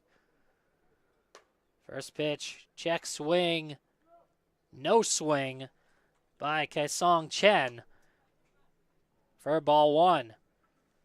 Runners at second and third, still nobody out in the inning. Chen all of a sudden represents the tying run. 6-3 Grizzly lead, bottom of the 4th inning. The 1-0 swing and a miss. 1-1.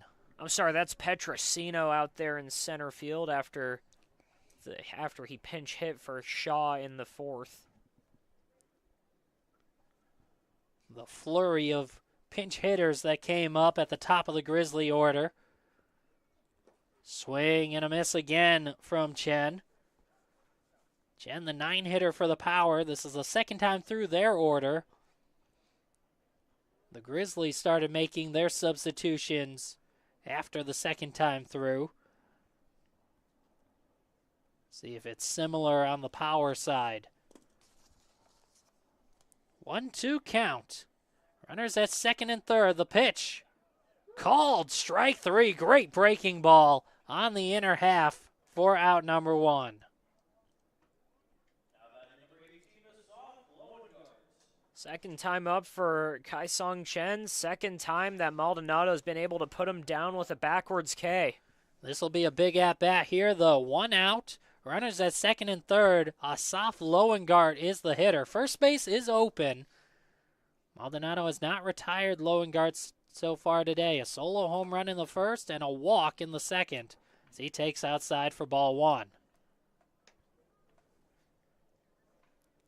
Yeah, with first base open, don't expect to see anything good to hit for Loengart. Looks like he's going to be trying to attack him outside, try and get something off the end of the bat. That one was over the plate for strike 1. Loengart took it. Big moment here. 6-3 Grizzly lead. Runners at second and third with 1 out. The 1-1. Swing and a miss. A big cut from Loengart. Well, Brandon, just take back everything I just said. It looks like Maldonado's going to go right after him. Yeah, after that first pitch was outside, I thought the same thing. Maybe pitch around him, but credit to Maldonado. He's attacking. The 1-2 up and in for ball 2. Fastball got away. I love the approach, though. You could pitch around him. You've got Francisco Polito coming up on deck. He hasn't reached base yet, but no, Maldonado not backing down against Loengart. 2-2 count. 2 on, 1 out. 3-run Grizzly lead. So that's popped up and back toward the booth and into the area next to us by the PA. Make sure our PA announcer, Evan's okay out there. And the count holds at 2-2. Brandon, we had a couple close calls in the summer, but we're not even through game 1, and we've already got a ball up here. I love it. I have never caught a ball on a broadcast. That's a life goal of mine. The 2-2. Swing and a miss. Strike 3. A big second out for Maldonado. Back-to-back punch-outs, and it's up to Francisco Polito. Polito with a strikeout in the first. He flew out to right his last time up. Runners remain at second and third. It's James Brandon at third, Tyler Hendricks at second. First 3 men in the inning reached for the Power, including O'Hara, who came around to score on the RBI double by Hendricks. But back-to-back strikeouts as Maldonado on the verge of getting away with only allowing 1 run. 6-3 Grizzly lead. Bottom of the 4th inning.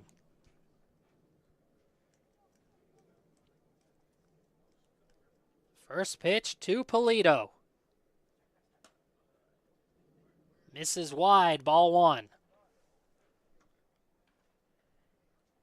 7th strikeout of the game for Maldonado, and none bigger than that one right there. He's one fly ball or a soft ground ball away from getting out of this inning and possibly finishing the day with the lead. Swing and a miss. Chase the pitch low and away. 1-1. Still nobody warming up in the Grizzly bullpen, though, so he might go farther. 7-inning ball game. We're in the bottom of the 4th right now. Maldonado's 1-1. Swing and may have gotten a piece. Fouled off 1-2.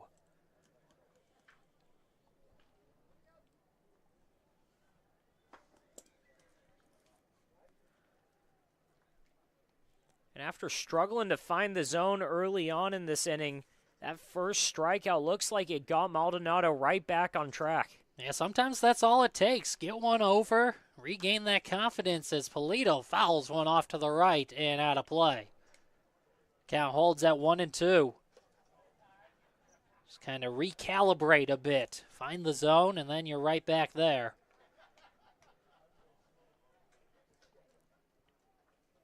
Runners take their leads off second and third. It's a 3-run ball game. 6-3 Grizzly lead, bottom of 4. Maldonado has the sign for the 1-2. Kicks and fires. Hit on the ground towards short. Roberts has it. The throw dug out at first by Dolbashian to end the inning. Power threatened. They do score 1, but they trail 6-3 as we're on to the 5th from Palm Springs Stadium. Shopping for car insurance is confusing. Holy cow. Great. Now we have a cow in our kitchen. Why did you say that? Because I don't know what coverage to choose. So just say the State Farm jingle. A State Farm agent can go over all your options with you and help choose coverage that meets your needs. Dude, cow, could you move? Like a good neighbor, State Farm is there.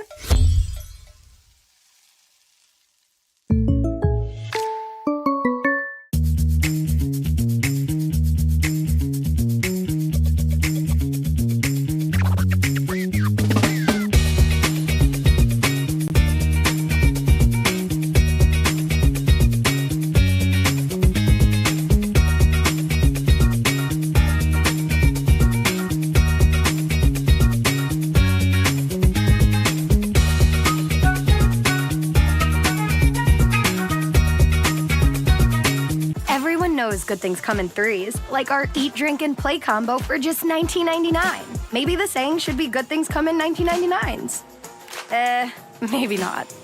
The Dave & Buster's Eat, Drink, and Play combo for just $19.99.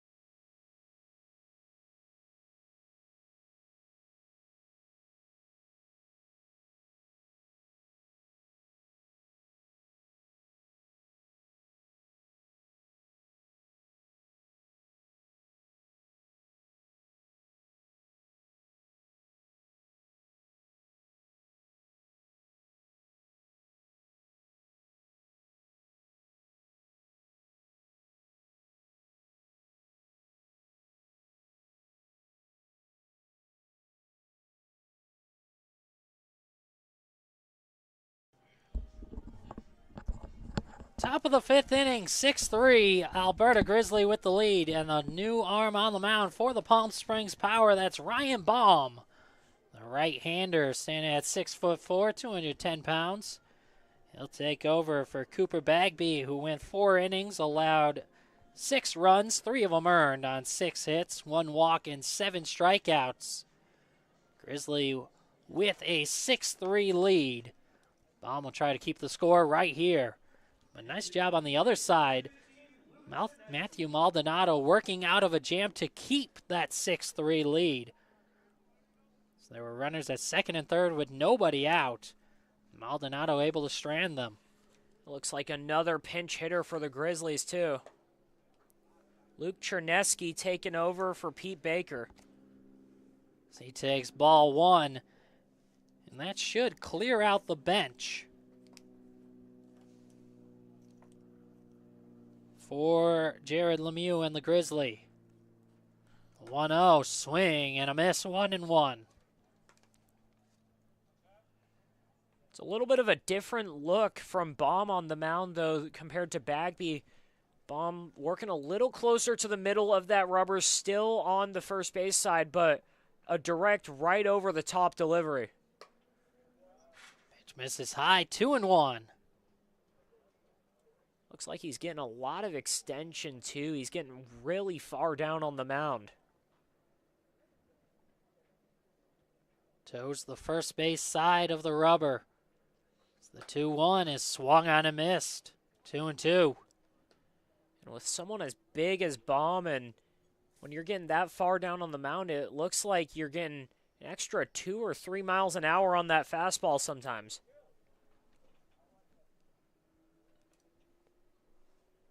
Count even at 2. Bases empty. 6-3 Grizzly lead. Top of the 5th inning.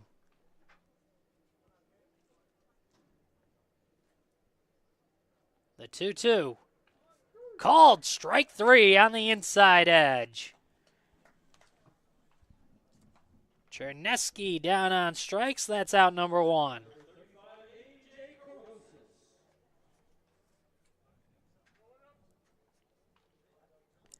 I'll bring up A.J. Carosis. 0 for 2 on the day.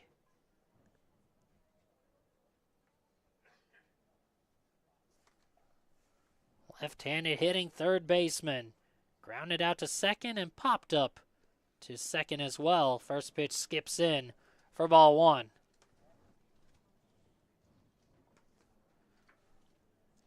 Ryan Baum from Los Altos, California.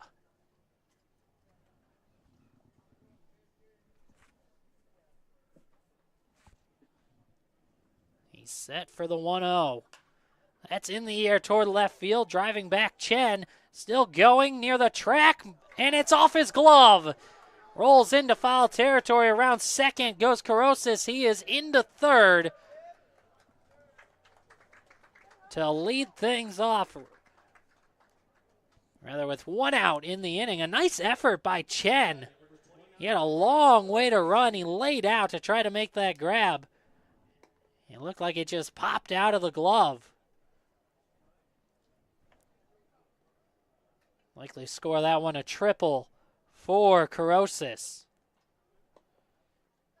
And Brandon, believe it or not, on a day where there's 7 hits, 6 runs, that's just the first hit from the 5 through 7 spots in the Grizzlies lineup. A lot of the damage being done by the top of the order as the first pitch, breaking ball on the inside edge. Strike 1 on Braden Dolbatian.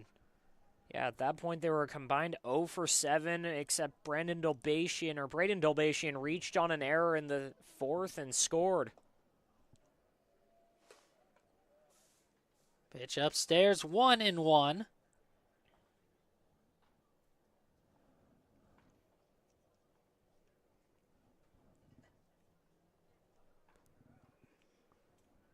Infield playing in all the way around with a runner at third and a 3-run Grizzly lead. 1-1 downstairs for a ball. 2-1.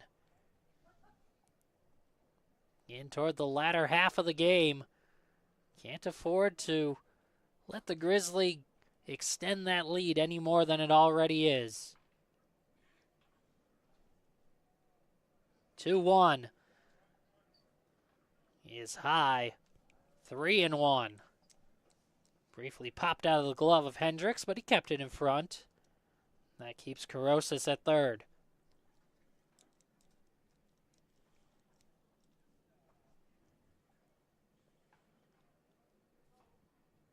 Righty-righty matchup, the 3-1. Swing and a miss, 3-2.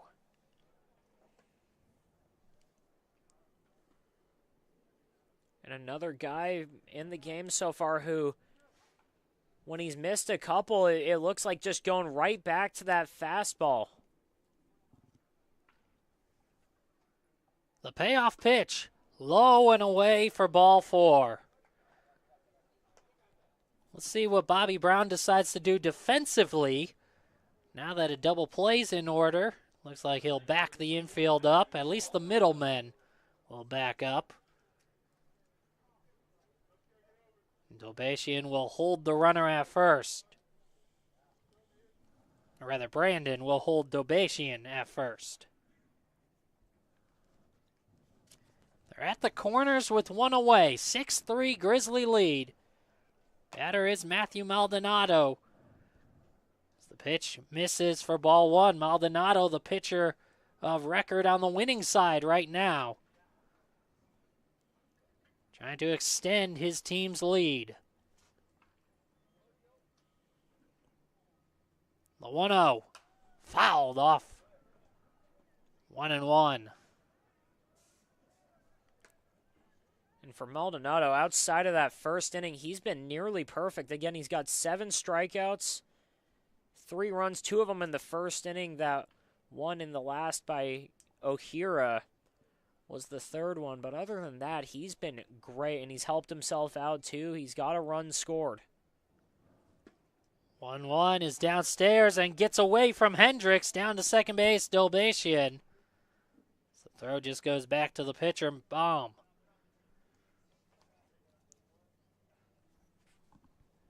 Pass ball puts them at second and third. Didn't get quite far enough away for Carosis to risk it at the plate. Second and third, and once again the infield comes in. 2-1 is swung on and missed, 2-2.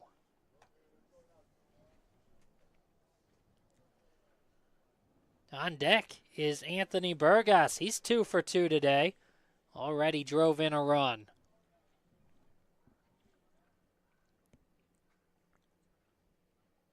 The 2-2. Hit on the ground to first. Glove by Brandon. Throw comes home. The tag is in time. Out at the plate, Carosis. That's the second out of the inning. Dobashian held at second base. So they're at first and second now with 2 outs. So Jared Lemieux brought the infield in, and it paid off. Or rather, Bobby Brown brought the infield in, and it paid off. Getting the out at the plate.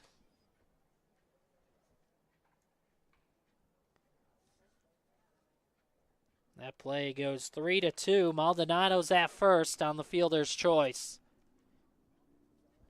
And Anthony Burgos, 2 for 2 on the day.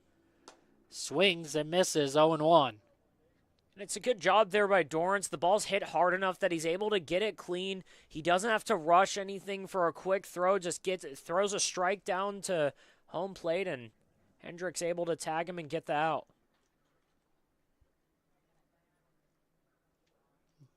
The 0-1 from Baum. Swing and a miss, 0-2.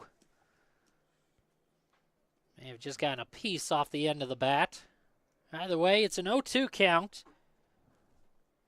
Baum trying to get out of the jam without any damage. The 0-2 fouled up and back out of play. Count holds. Another game going on right now, just underway. The A's at the Bombers taking place on the turf field. Get updates on that when we can. Here we're in the top of the 5th inning, 6-3 Grizzly lead.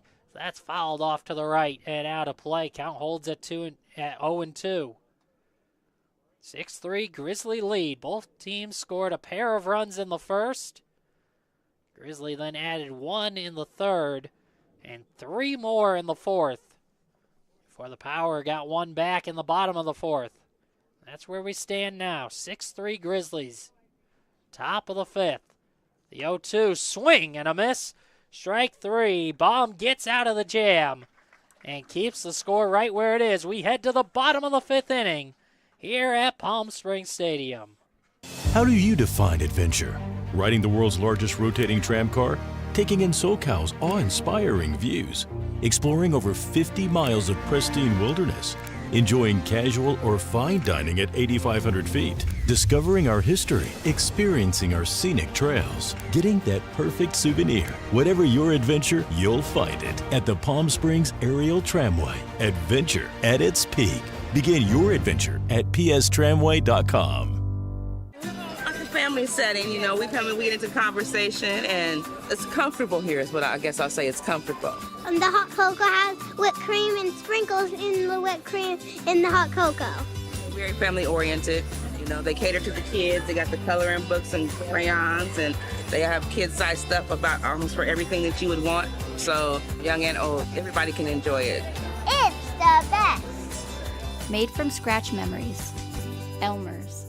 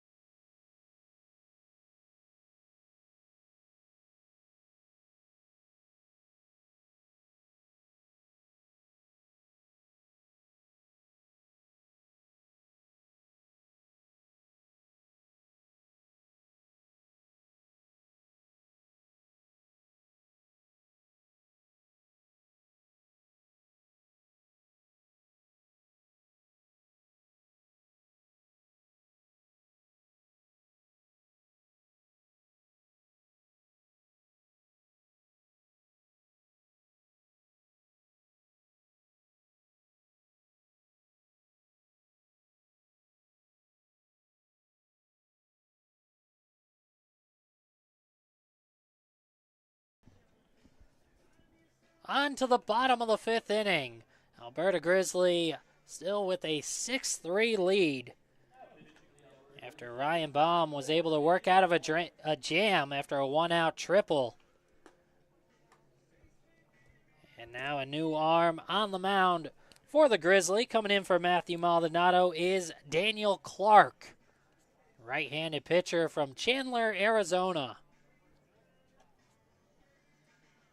Bottom of the fifth inning, 7-inning ball game. 6-3 Grizzly lead.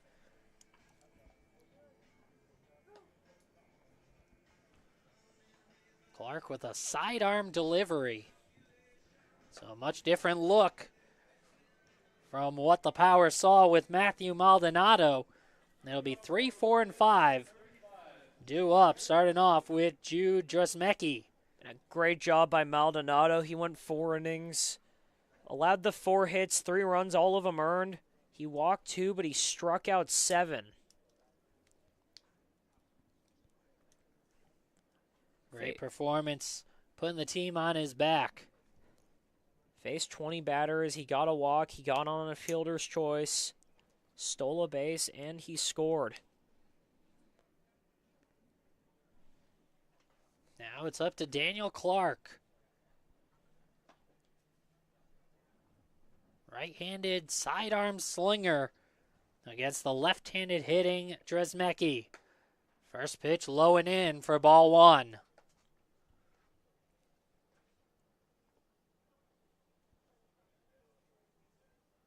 Daniel Clark most recently pitched in the Pecos League. So he delivers a strike 1-1. 15 2/3 innings with 12 strikeouts.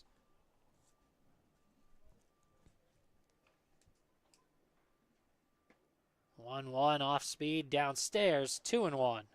And the advantage Clark has with that sidearm windup, it looks like, more so from the right-handed perspective, it looks like the ball is being thrown from basically behind you. It looks like it's almost coming straight from third base, and it's just running right off the plate. It's really hard to pick up from that side.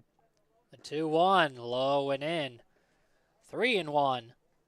Sinker, slider, splitter, fastball. All at Clark's disposal. It can be difficult, though, for guys with that sidearm approach facing left-handed hitters. The right-handed sidearm against the left-handed hitters. This is bounced to first and gloved by Dolbatian.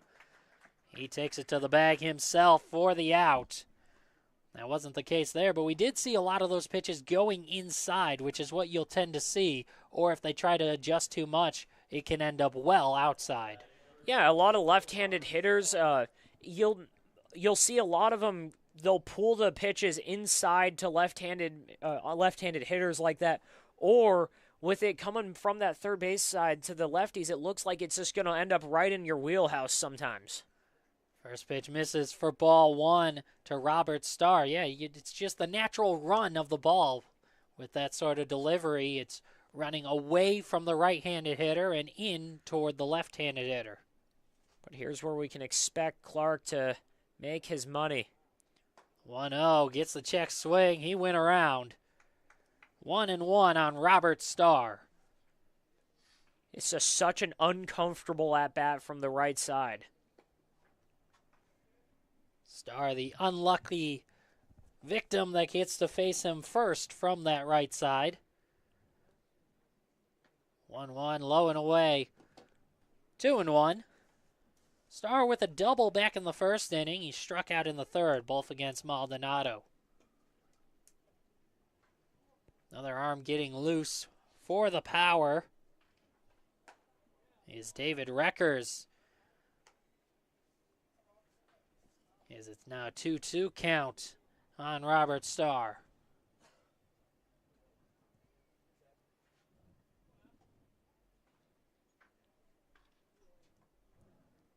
Clark doesn't take much time as he delivers a called strike three.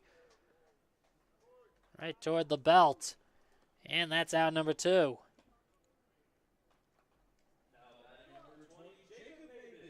Great job right there with the fastball.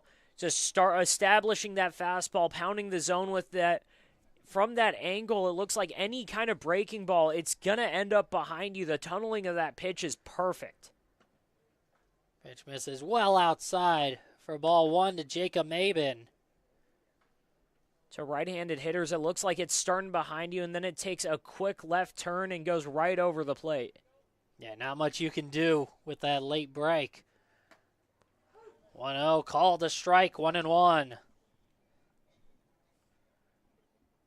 Maben has grounded out twice, once to second and once to short. He does have an RBI for his efforts. RBI ground out back in the first. 1-1. Just misses outside, 2-1.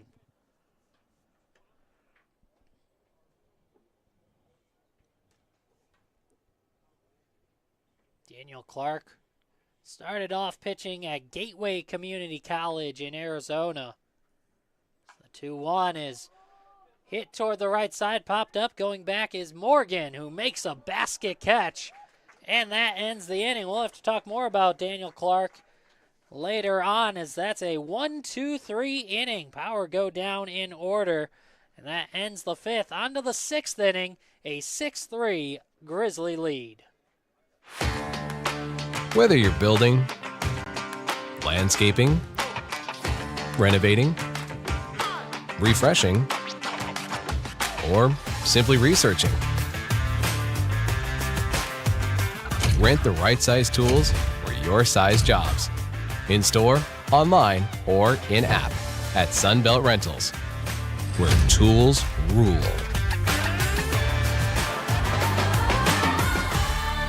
Everyone knows good things come in threes, like our Eat, Drink, and Play combo for just $19.99. Maybe the saying should be good things come in 1999s. Maybe not. The Dave & Buster's Eat, Drink, and Play combo for just $19.99. For 20 years, our family's mission has been simple. It all starts at Stuffed, where exceptional service meets bold flavors. Every crust, a masterpiece. Cocktails crafted to perfection in an atmosphere that brings family and friends together. Stuffed pizza, dine-in or takeout. Savor and enjoy at our 2 locations. Quality, service, family legacy, it all starts at Stuffed.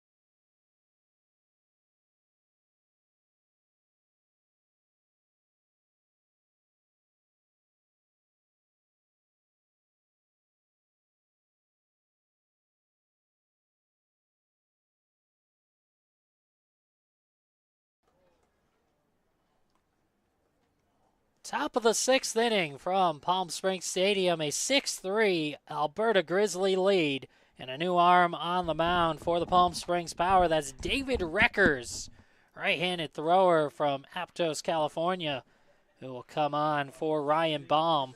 Baum goes 1 inning, allowing 1 hit. Did not allow a run. He walked 1 and struck out 2. Did a nice job after giving up a 1-out triple. As they brought the infield in, Bobby Brown's decision, and it paid off. No runs scored. It's a 6-3 Grizzly lead.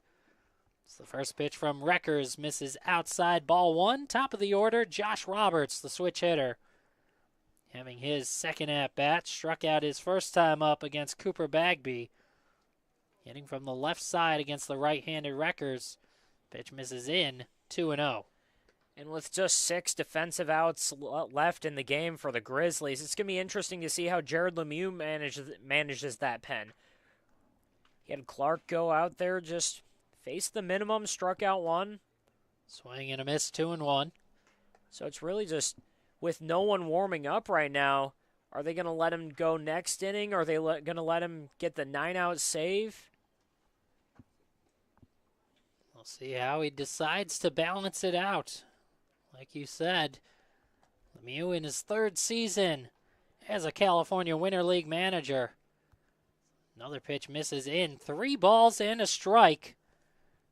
On the top of the order in Josh Roberts. 3-1.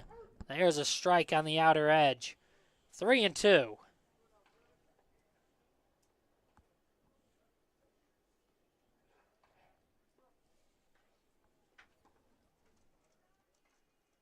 Righty to lefty.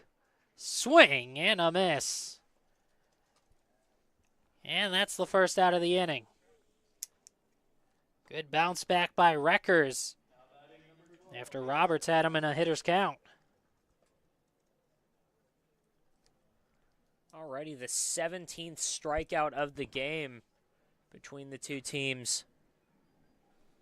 There has been at least 1 strikeout in every half inning so far in this ball game. Jason Leone is the hitter as he takes downstairs for ball 1. Leone pinch hit in the 4th inning and had an RBI single in that frame. Part of a 3-run 4th inning. Pitch inside, 2-0. That's the difference in the game right now. 6-3 Grizzly lead, top of the 6th. Base is empty, 1 out.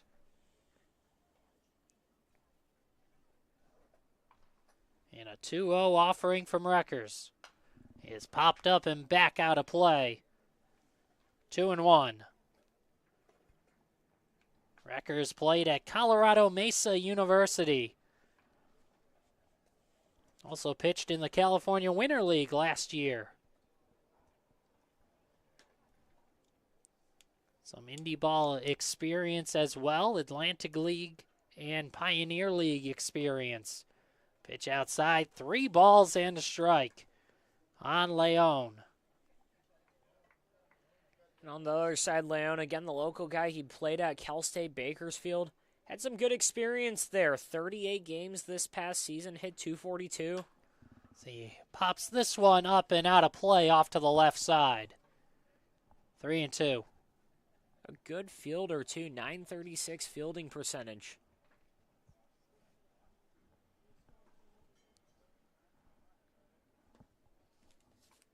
Trying to get on base with 1 out. Base is empty.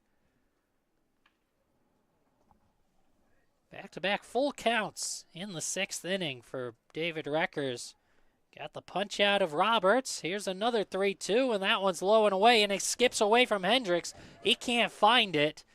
And now his teammates direct him to the ball, so holding at first is Leone with the 1-out walk. Ball skipped down the third base line. Hendricks never saw where it went, but his teammates did, and Reckers able to direct him to it. Brings up Thomas Petrosino. Struck out in his first at-bat off the bench in the fourth. This is bounced towards second, could be two. Underhand over to short for one. The throw on is in time. 4-6-3 double play, and that ends the inning. We head to the bottom of the sixth. It's a 6-3 Grizzly lead. Quality first. It's quite a philosophy to live by. But world-class ingredients are the foundation of great meals. And we wouldn't have it any other way. At Kaiser Grill in downtown Palm Springs, we believe you deserve the best. So whether it's dinner for two or a celebration with 200 friends, quality is our promise to you. Because quality is king. Quality is Kaiser.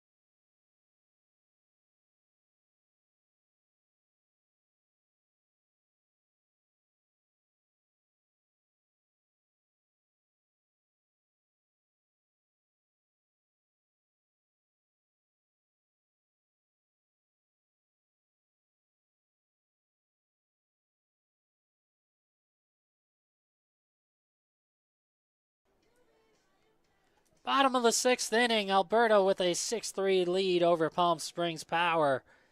And remaining on the mound is Daniel Clark, the side-armed hurler. Worked a 1-2-3 fifth inning. Now he faces Kazuya O'Hara to lead things off. 6, 7, 8 of the Power lineup. Bottom of the sixth, just a 7-inning ball game. First pitch outside, ball one. Just 6 outs to work with for the Power, down by 3.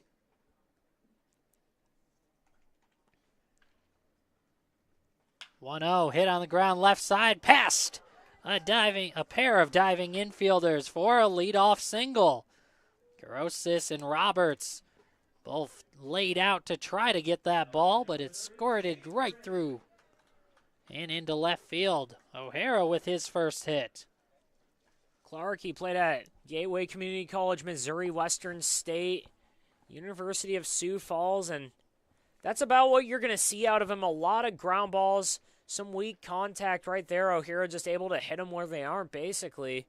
It's going to be a lot of uncomfortable at-bats against righties. First hit for O'Hara, but the second time he reached on a walk back in the fourth and came around to score. So this pitch misses inside, ball one. It gets away from Burgos, but able to track it down and hold O'Hara at first base. James Brandon has reached base twice on an error in the second and hit by pitch back in the fourth.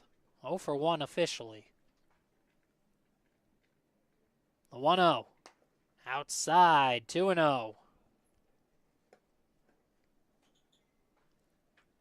Appeared in the Northwoods League this last summer, played for lacrosse. Only played in 5 games, though. 5 games, but he did that in just a 7-day span. As a toss over to first, back in, standing up was O'Hara. So he's a workhorse.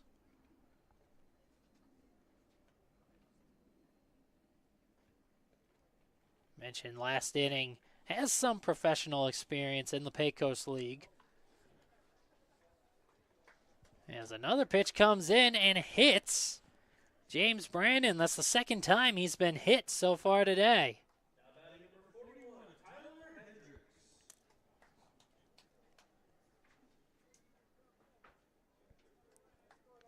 That puts him at first and second with nobody out.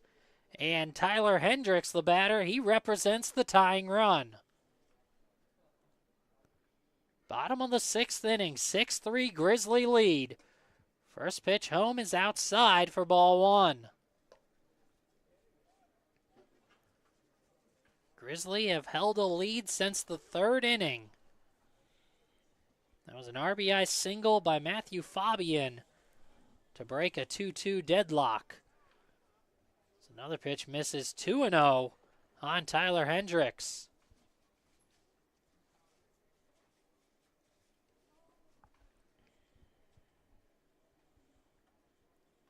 Hendricks had an RBI double back in the 4th inning.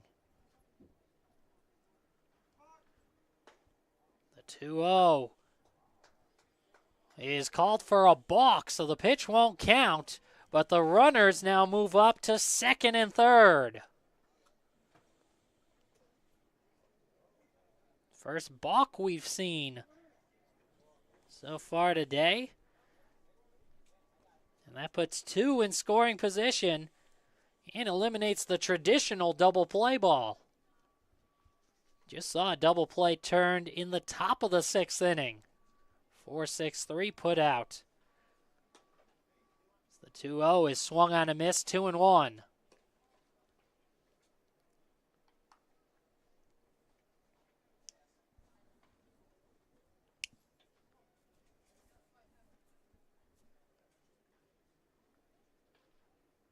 Two-one delivery, off speed, and catches the inner half. Now 2-2. Daniel Clark, a very quick worker. Gets the ball, quickly gets the sign, and then goes right into his motion as the 2-2 is swung on and missed. The ball was dropped by Burgos. He'll have to throw over to first, and does so successfully for the out. That's a big first out of the inning and brings up the 9-hitter, Kaisong Chen.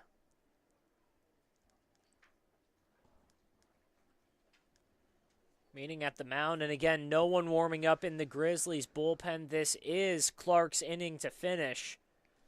But with Kaisong Chen, he's 0 for 2 with 2 Ks. Expect them to go right after him.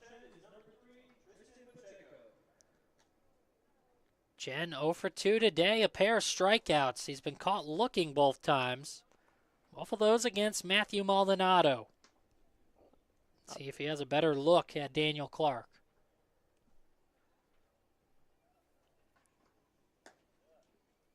He lays off a pitch outside for ball 1.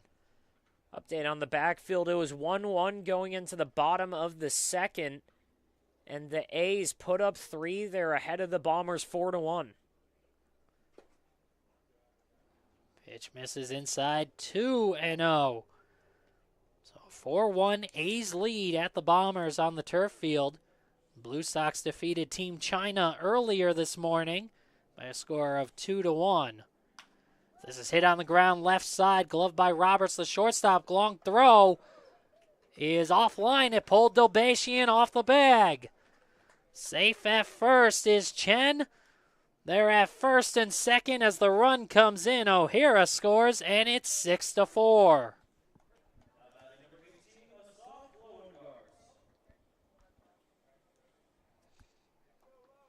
Error on Roberts at short allows the run to score, but more importantly, that puts the tying run on first. Asaf Loengard, who homered his first time up back in the 1st inning, is the go-ahead run as he takes ball 1 downstairs. Just the 2nd error of the game for the Grizzly, but both of them have been at short. The 1-0 inside, 2-0.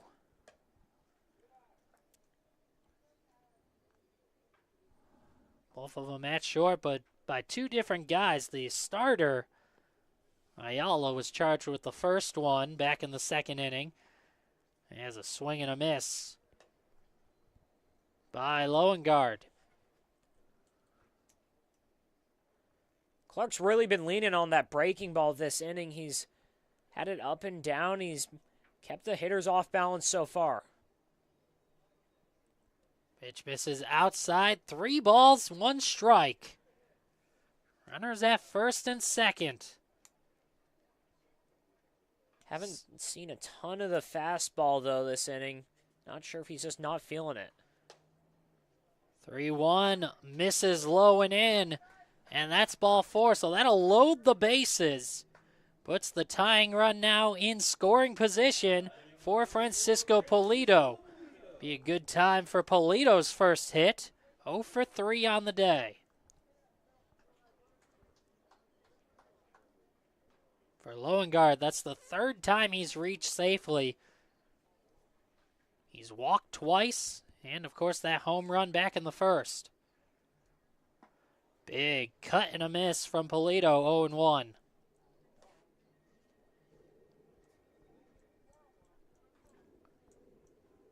Grizzly lead 6-4.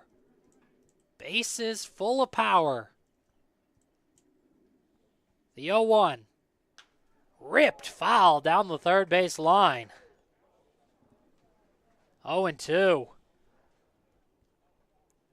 People had to scatter in foul grounds down the third base side to avoid that ball.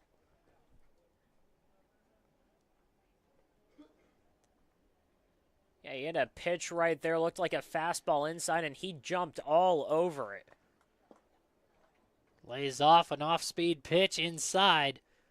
1-2. Yeah, he was ready for it, but just a little bit early on it. 1 ball, 2 strikes, 1 out, bases full. As this is lined into left field for a base hit. 1 run is in. They're going to try to bring in the tying run. Brandon slides in safely, and it's a tie ball game. Stopping at third is Loengard stops at third.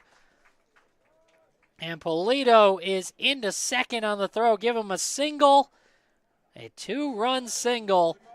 On to second on the throw, and we are tied at 6th in the 6th.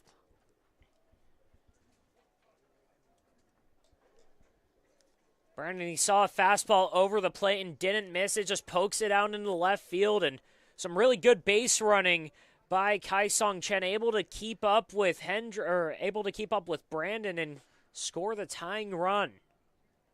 Pitch misses, ball 1 to Jude Dresmecki. Left-handed hitting designated hitter. He was the first man to face Daniel Clark and grounded out to first.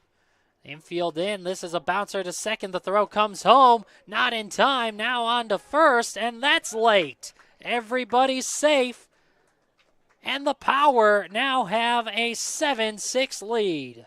Their first lead of the day.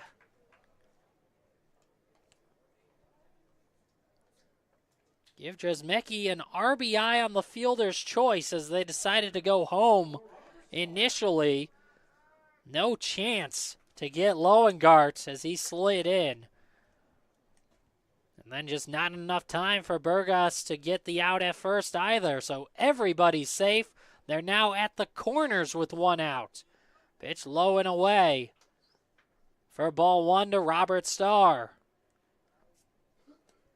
After the Grizzlies did it to them all game, it looks like the Power taking their same approach, just put the ball in play, make things happen, put pressure on the defense, and some good base running has got them the lead now after being down 3. Runner takes off from first, and that works out perfectly as the ball is lined right to where the second baseman vacated. A run scores, RBI single Robert Starr, and the Power now with a 5-run inning have an 8-6 lead. Perfectly executed hit and run right there. Dresmecki was going on the pitch, and he had such a good jump, he almost ran into the ball and got himself out, but able to get past it, and he's on third. Runners on the corners, and a big spot here for Jacob Maben. Man, that ball by Starr, it was a soft liner right to second, right where Morgan is currently standing. But again, with Dresmecki running, Morgan ran over to second to cover the bag, so that vacated spot is right where the ball went. And it worked out perfectly for the Power, who have a 2-run lead. Now some action down in the bullpen. Yeah, finally someone warming up. It's the 9th batter of the inning for the Power. And the Grizzlies in desperate need of a double play here. That's Bryce Miller, who's warming up in the Grizzly pen. Right now, though, men at the corners as this is popped up and out of play off to the right. In foul grounds off the bat of Jacob Mabin. 9th batter of the inning. Still just 1 out in the frame. 8-6 Power now with the lead after scoring 5 runs already here in the bottom of the 6th. Yeah, thanks to some, again, good base running, putting the ball in play. The Power came in down, and they flipped the game right upside down. They've had opportunities before this inning, leaving guys on base. It's a throw over to first, back in safely is Starr. Just couldn't get that clutch hit until this frame.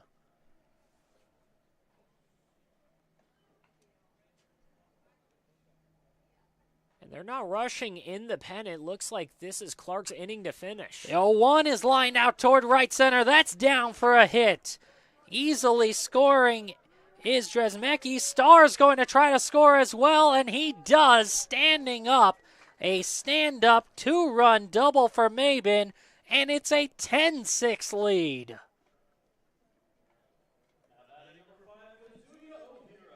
Seven runs have scored in the bottom of the 6th inning.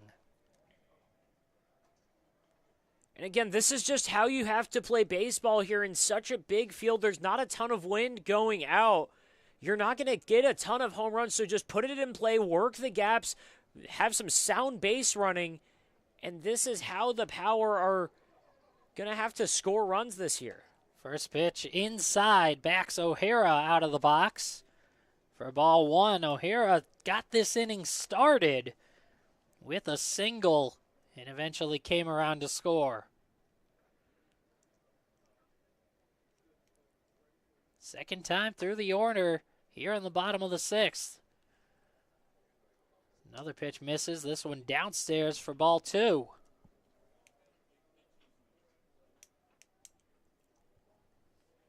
Runner at second is Mabin.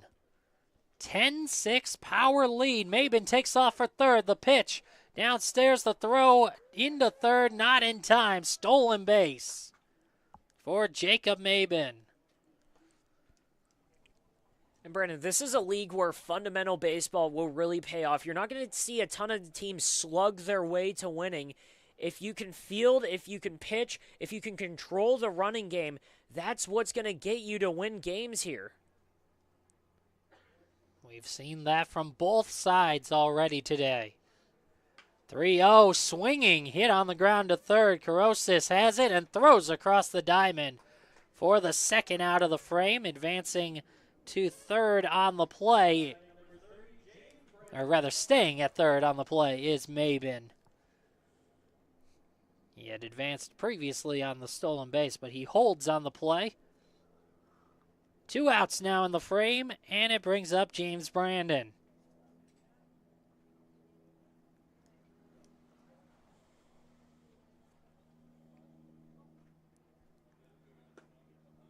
Takes a first pitch, strike at the knees, 0-1.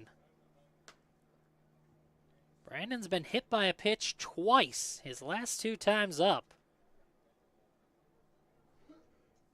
Including earlier this inning by Daniel Clark.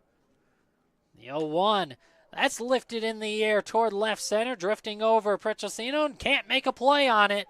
That's down for a base hit, a run scores, RBI single for Brandon. And it is an 11-6 ball game.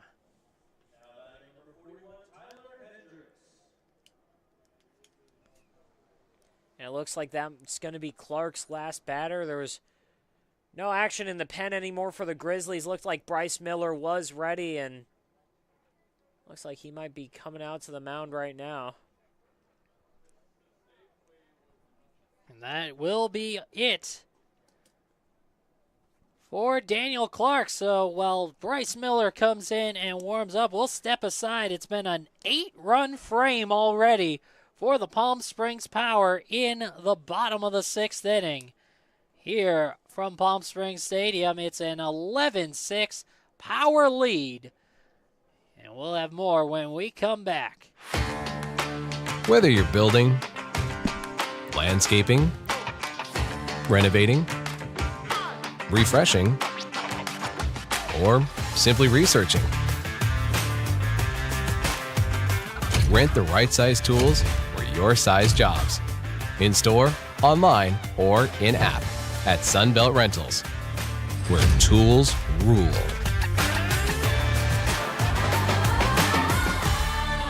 Everyone knows good things come in threes, like our eat, drink, and play combo for just $19.99. Maybe the saying should be good things come in 19.99s. Maybe not. The Dave & Buster's Eat, Drink, and Play combo for just $19.99. For 20 years, our family's mission has been simple. It all starts at Stuffed, where exceptional service meets bold flavors. Every crust, a masterpiece. Cocktails crafted to perfection in an atmosphere that brings family and friends together. Stuffed pizza, dine-in or takeout. Savor and enjoy at our 2 locations. Quality, service, family legacy, it all starts at Stuffed.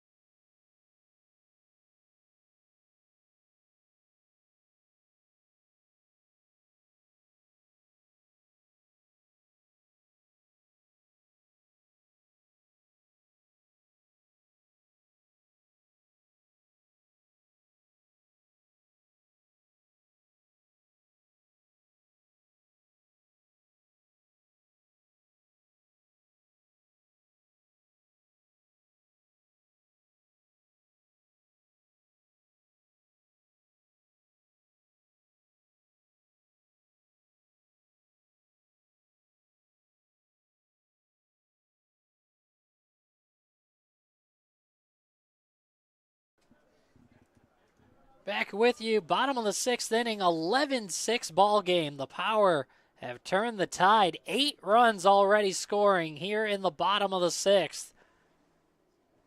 They turned what was a 3-run deficit into now a 5-run lead.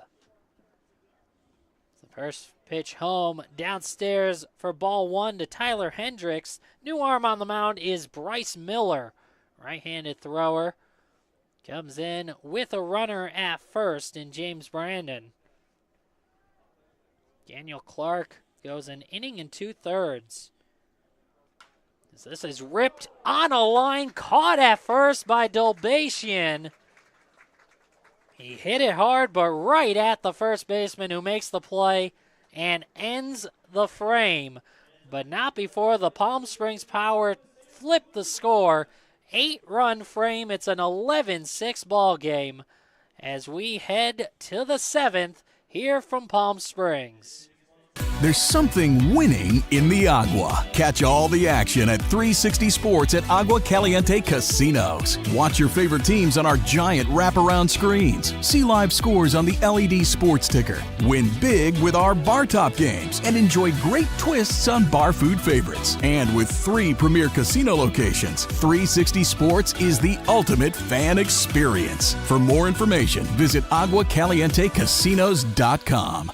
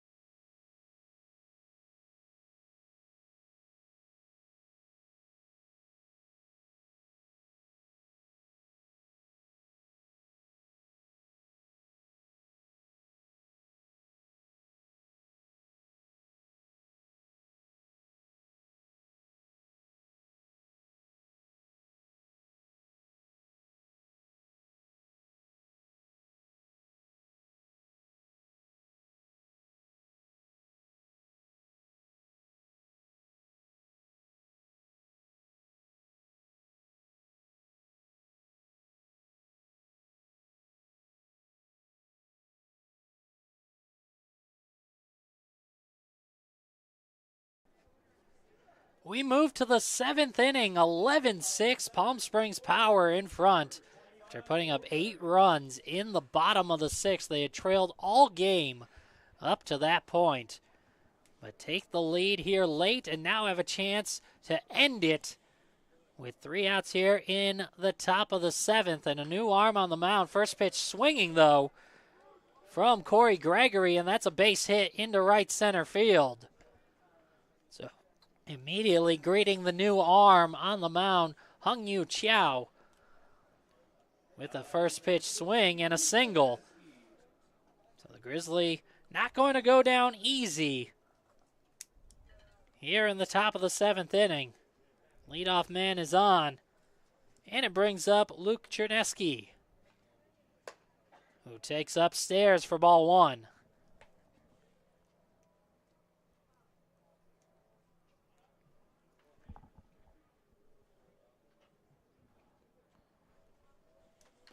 Right-handed pitcher in Chow delivers the 0-1, fouled back. 0-2 on Cherneski. Chow right here just trying to close it out. Ryan Baum went 1 inning, allowed a hit, but faced the minimum after a double play. 0-2. It's low and away. 1 ball, 2 strikes. To Cherneski, who struck out his first time up, struck out looking against Ryan Baum.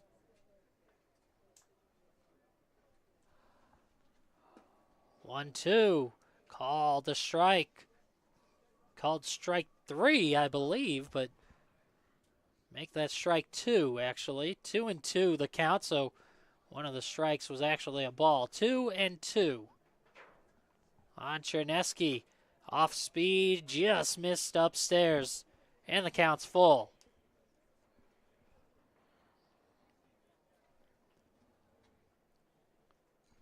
What a turn of events here. The Grizzly had led the entire way. The 3-2 is swung on, bounced toward third. They go to second for 1, on to first. In time, a double play around the horn.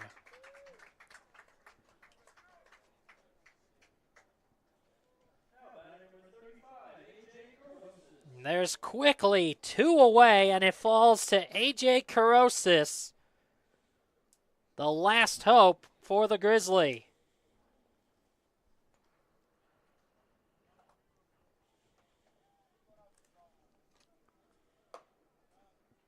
Takes a pitch upstairs for ball 1.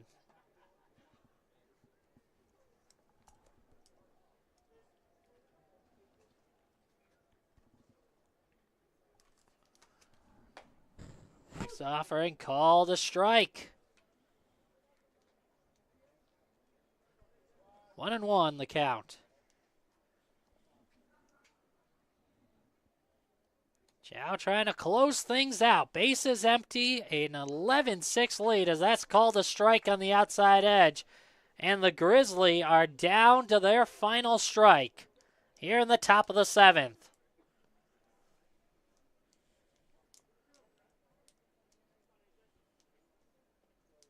The 1-2 from Chow. Low and away. 2-2. Carosis on the day is 1 for 3, tripled back in the 5th against Ryan Baum.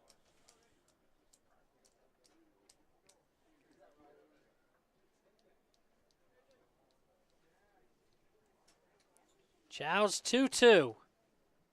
Swing and a miss, strike 3. And the Power complete the comeback with 8 runs in the 6th inning. They win the opening day matchup by a final score of 11-6. We'll get the numbers for you and break it down right here in just a moment from Palm Springs Stadium. The final score once again, the Palm Springs Power win it 11-6 over the Alberta Grizzly. We'll be right back.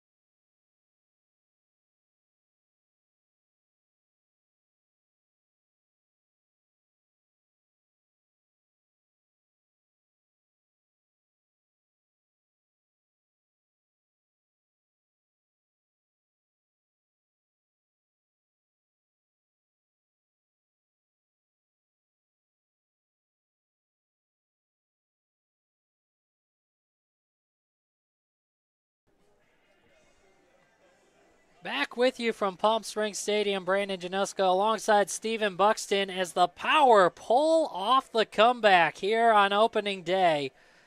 An 8-run 6th inning was the difference as they beat the Alberta Grizzly by a final score of 11-6. And Stephen, what a way to start things off here at the main stadium.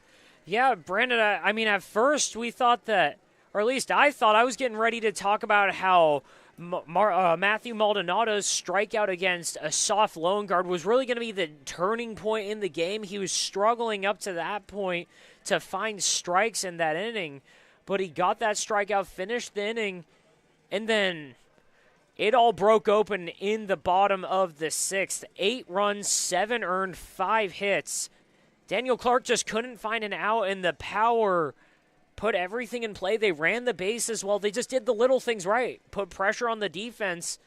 And when you put 8 up in an inning, you're usually going to win that game. Yeah, that is usually the case, and that's how it turned out here today as they jumped all over Daniel Clark, who worked a 1-2-3 inning his first time up in the 5th, but then the 6th inning just came back and bit him as the Power able to take advantage, seeing the sidearm slinger, and able to put up the runs to get the win. Again, 8 runs in that 6th inning to pull off the 11-6 victory here on opening day. And the final line on these guys for the victorious Palm Springs Power, 11 runs on 10 hits, 3 errors.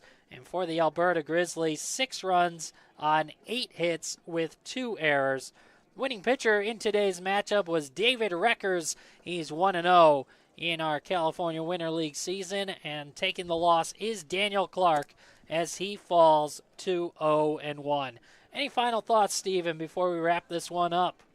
Yeah, I mean, it was a good game. You saw a little bit of everything. You saw some pitching at the beginning. Both starters were dealing. Then they both run into a little bit of trouble. And, again, it's a league that's going to be a lot of stuff like this. You're going to see a lot of good base running, a lot of extra base hits, and it's just who can get the most routine outs, basically. Who can do all the little things right. And right now the Power, they did more little things right than the Grizzlies. They didn't allow 8 runs in an inning, and it was really just able to bail out a pitcher that, at the beginning, Cooper Bagby was looking like it was a couple bad breaks here and there. He threw the ball relatively well. The wheels fell off towards the end, but he gets bailed out. Reckers gets the win. Ohira closed it out, and it was a great game. Great start to really a marathon of about 4 weeks left in this Winter League. Yep, and that's exactly what you want to see, the excitement right from the get-go. And we'll look forward to more of that. You don't have to wait very long to tune in to more of that. We'll have our next YouTube stream momentarily. Really, they'll reset the field and get ready as the Palm Springs Chill will take on Team China in just a few moments right here. And we'll have it for you right here on this broadcast. We'll start a new broadcast for that matchup. But once again, the final score in this one, it's the Palm Springs Power 11 and the Alberta Grizzly 6. On behalf of Stephen Buxton, I'm Brandon Januska. Thanks for tuning in to today's games.